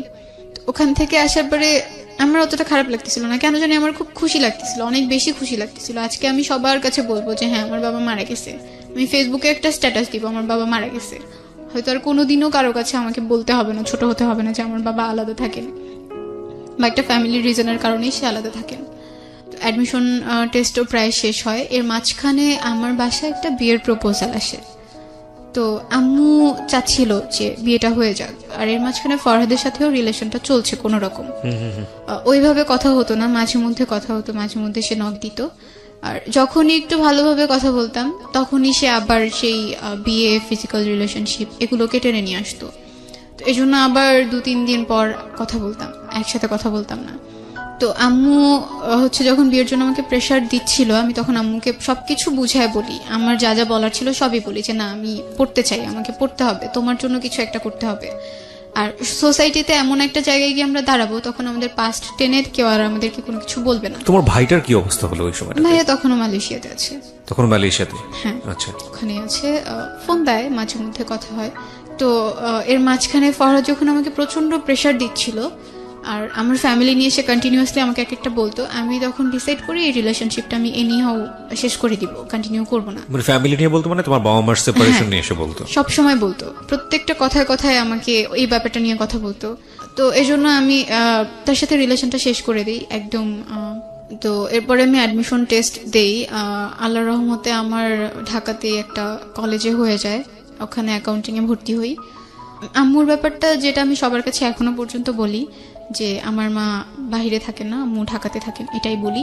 আমি যখন ঢাকাতে স্টে করি তখন যদি অপরিচিত কেউ আমাকে জিজ্ঞেস করে আমি বলি আম্মু গ্রামে থাকেন, আম্মু আমার সাথে থাকেন না। এখনো যে আম্মু বাইরে থাকে এই ব্যাপারটা আমি কারোর সাথে শেয়ার করি না, মানে আমার কাছে খারাপ লাগে। আর এখনো মনে হয় যে আমি যদি এই কথাটা বলি সবাই হয়তো আমাকে 1000টা প্রশ্ন করবে, কেন বাইরে থাকেন, কি সমস্যা, আর এইগুলোর উত্তর দিতে গেলে আমাকে আবার পেছনের কথাগুলো টানতে হবে। আমি এখনো কারোর কাছে বলি না যে আম্মু বাইরে থাকেন। আল্লাহর রহমতে সবকিছু ভালো চলছে। আমি জানি যে তোমার গল্পটা এখানে শেষ হয়ে যাবে, বিকজ তুমি এই জায়গাটাতে আছো। আমরা ইভেন 10-এর গল্পটাকে বড়ও করতে চাই না। যে লজ্জাটা তুমি তোমার মাকে নিয়ে পাচ্ছ, যদি প্রশ্নটা খুব রাফলি করি, কেন পাও? আমি মানুষের কথাকে ভয় পাই। আচ্ছা, মানুষ তোমাকে খাওয়ায় না? তোমার মা তোমাকে খাওয়ায়? আমার মা। তাহলে যেই মানুষরা তোমাকে একবেলা খাওয়ায় না, সেই মানুষের কথা লজ্জা পেয়ে লাভ কি? যেই মা তার সন্তানকে কাছে রাখতে পারেনি, পরের বিদেশে গিয়ে নিজের জীবনটা বাজি রেখে সারা জীবন কষ্ট করে এবং সংসারের ভালোর জন্য গেল, সংসারটাও হারানো, তো সেই মা তোমাকে রুটি রুজি করে খাওয়ায়, তাই না? তোমার ভবিষ্যতের জন্য চিন্তা করে, চাইলে তার একটা বিয়েও করতে পারতো, করেও নাই, মানুষের বাসায় গিয়ে খুব কষ্ট করে কাজ করে বিদেশে। তো সেই মায়ের পরিচয় দিতে তুমি লজ্জা পাও, এটা কি ঠিক হচ্ছে? না। আমি তোমাকে খুব স্ট্রেটলি কোশ্চেনগুলো করছি, কারণ আমি জানি যে বাংলাদেশে অনেক সন্তানরাই এটা করে, এবং অনেক কৃষকের সন্তান আছে যারা অনেক বড় বড় অফিসার হয়, কিন্তু তারা বলতে লজ্জা পায় যে আমার বাবা কৃষক ছিল। এটা আসলে ওদের দোষ না, এটা আসলে সমাজের দোষ। কিন্তু কথা হচ্ছে যে পাল্টাবে কোত্থেকে? কেউ যদি শুরু না করে পাল্টাবে কোত্থেকে? তো কাউকে না কাউকে তো শুরু করতে হবে। তোমার বয়স এখন 17, তুমি কাদামাটির মতো আছো। তুমি যদি লজ্জা পাও, এটা তোমার ভুল ধারণা। তোমার ভেতরে কিন্তু বিবেক আছে, কারণ যে ছেলেটা তোমাকে বারবার বিয়ের চাপ দিচ্ছিল, তুমি তাকে বিয়ে করে একটা সুন্দর জীবন বেছে নিতেই পারতে। আমি জানি না জীবনটা সুন্দর হতো কিনা, বাট বলার জন্যই বলছি। তো তুমি সেটা করনি, কারণ তোমার বাবা মাকে নিয়ে তারা শিক্ষাটা দেয় বা তোমাদের, তো তুমি একটা খুব রাফ একটা ডিসিশনে এসছো, যেটা তোমার জন্য কঠিন ছিল। তার মানে তোমার মধ্যে তো বিবেক বোধ আছে, তুমি একই বিবেকটা এই জায়গাটা একটু কাজে লাগাও। তোমার বাবা যদি কোনো ভুল করে থাকে, সেটা তার ভুল, কিন্তু তুমি তো তার পরিচয়টা অস্বীকার করতে পারো না। অফকোর্স পারো না। 1, 2 নম্বর হচ্ছে যেটা যে তোমার মা যে পরিশ্রমটা করে যাচ্ছে, সেটাকে তোমার খুব প্রাউডলি বলা উচিত, আমি যেটা মনে করি। সো আজকের এই অনুষ্ঠান থেকে তোমার জন্য শুধু একটা কথাই বলা, সন্তানদের জায়গাটা থেকে, বাবা মা যে অবস্থায় থাকুক না কেন, সে যত বড় ভুলই করুক না কেন, সেই জায়গাটাই তুমি বিচারকের আসনে যেতে পারবে না। সেটা রাইট ধর্ম আমাদেরকে দেয়নি, এবং আমাদের সিস্টেমের জায়গা থেকেও আমরা সেটা করতে পারি না, কোনোভাবেই পারি না। তো আমার মনে হয় তুমি তোমার এই ভুলের জায়গাটা থেকে বের হয়ে আসো। আজকের এই গল্পটা থেকে প্রিয় শ্রোতা, বিশেষ করে ব্রোকেন ফ্যামিলি সন্তান যারা আছেন, তাদের যে কষ্টটা, সেটা আসলে আমরা আমাদের জায়গা থেকে বুঝতে পারবো না, যারা আছে তারাই জানে। আমাদের সমাজটা রাতারাতি পরিবর্তন হবে না, এটা কাউকে না কাউকে পরিবর্তনের জায়গাটা থেকে এগিয়ে আসতে হবে, তাহলেই হয়তো পরিবর্তন হবে। আমরা ছোট ছোট ভূমিকা রাখলেই হয়তো সুন্দর হবে। কিন্তু একটা জিনিস দেখেন, আমি যত কিছুই বলি না কেন, এই অনুষ্ঠানটা কজনই বা শুনছি বা কজনই বা ইন্সপায়ার হবে, কিন্তু আমাদের বাস্তব চিত্রটা তো এটাই, যে স্ত্রী বা একজন নারী যখন বিদেশে কাজ করেন, আমরা সেটাকে ভালো চোখে দেখি না, আমাদের সমাজ সেটাকে ভালো চোখে দেখে না। নট অনলি দিস, সেপারেশন যেটা চলে আসলো এদের মধ্যে, কাজের শুরুটা থেকেই তো হলো, তাই না? আচ্ছা, অনেকেই সেটাকে দোষ দিয়েছেন। হ্যাঁ, বাবা সেখানে নিজেকে নিয়ন্ত্রণ করেনি, সেই জন্য সন্তানদের উপর দুর্ভোগ নেমে এসছে। আমি বলবো যে আমাদের অনুষ্ঠানের যে আরিফা, সে অনেকখানি লাকি, সৌভাগ্যবান। সামহাও কোনো না কোনোভাবে পরোক্ষভাবে সে তার ফ্যামিলি মেম্বারদের কাছ থেকে সাপোর্ট পেয়েছে, যে কারণে সে ডিরেইলড হয়নি, ডিসিশন নিতে পেরেছে। কিন্তু এইরকম একটা জায়গায় বসে অনেক আরিফাই নষ্ট হয়ে যায়, অনেক আরিফার ভবিষ্যৎ শেষ হয়ে যায়।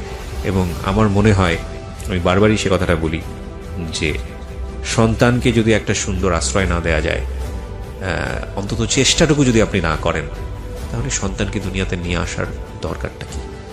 আমাদের গল্পটা এখানেই শেষ হবে, আরিফার গল্পটা। বাট আমাদের আরো একজন গেস্ট আজকে জয়েন করবেন, যেহেতু আমাদের হাতে সময় আছে। আমরা এখানে একটা ছোট্ট বিরতি নিতে চাই। আরিফা, তোমার জন্য শুভকামনা থাকছে, এবং তুমি আজকের এই জীবন গল্পটা থেকে যেটা মনে করে এখানে এসেছিলে, সেটা তো আমার লাস্টের কথাগুলো অবশ্যই, কিন্তু তোমার জন্য আজকের পর থেকে আমি মনে করি তোমার খুব প্রাউডলি তোমার বাবা মায়ের পরিচয় দেওয়া উচিত। তারা যে ভুলটা করেছে, তুমি যখন একটা পরিণত বয়সে যাবে, তুমি হয়তো রিজনটা খুঁজে বের করতে পারবে, এবং আমি চাইবো যে তুমি সেই ভুলটা না করবো, আমিও সেই ভুলটা না করি, বা যারা শুনছেন তারাও সেই ভুলটা না করুক। কিন্তু ভুল কখনো কখনো জীবনে চলে আসে, এবং ভুল মানুষ করে, ভুল থেকে বের হয়ে আসার জন্য চেষ্টা করে। তো আমার মনে হয় যে তোমার বাবার বেস্ট মেমোরি যেগুলো তোমার লাইফে আছে, সেগুলোকে তুমি মনে করো যে তুমি পৃথিবীতে নাই, এটা একটা। আর দ্বিতীয়ত যেটা, যে তোমার মাকে তুমি সারাটা জীবন খুব সম্মানে, তুমি যত বড় হও, আমি তোমার জন্য দোয়া করি, আমাদের অনুষ্ঠানের শ্রোতা যারা আছে তারা দোয়া করে, তুমি অনেক বড় জায়গায় যাও, কিন্তু তোমার মার থেকে তুমি কখনো বড় হতে পারবে না। তোমার মা যে স্যাক্রিফাইসটা করেছে, সেটা ভয়ানক রকমের স্যাক্রিফাইস। সো এটাকে প্রাউডলি বলো যে তোমার মা বিদেশে থাকে এবং তোমার মা পরিশ্রম করতে পারে, এবং কেউ যদি ওটাকে খারাপ চোখে দেখে, সেটাকে প্রতিবাদ করো, খুব ন্যায়ভাবে প্রতিবাদ করো, ঠিক আছে? তাকে খুব সুন্দর করে বুঝো।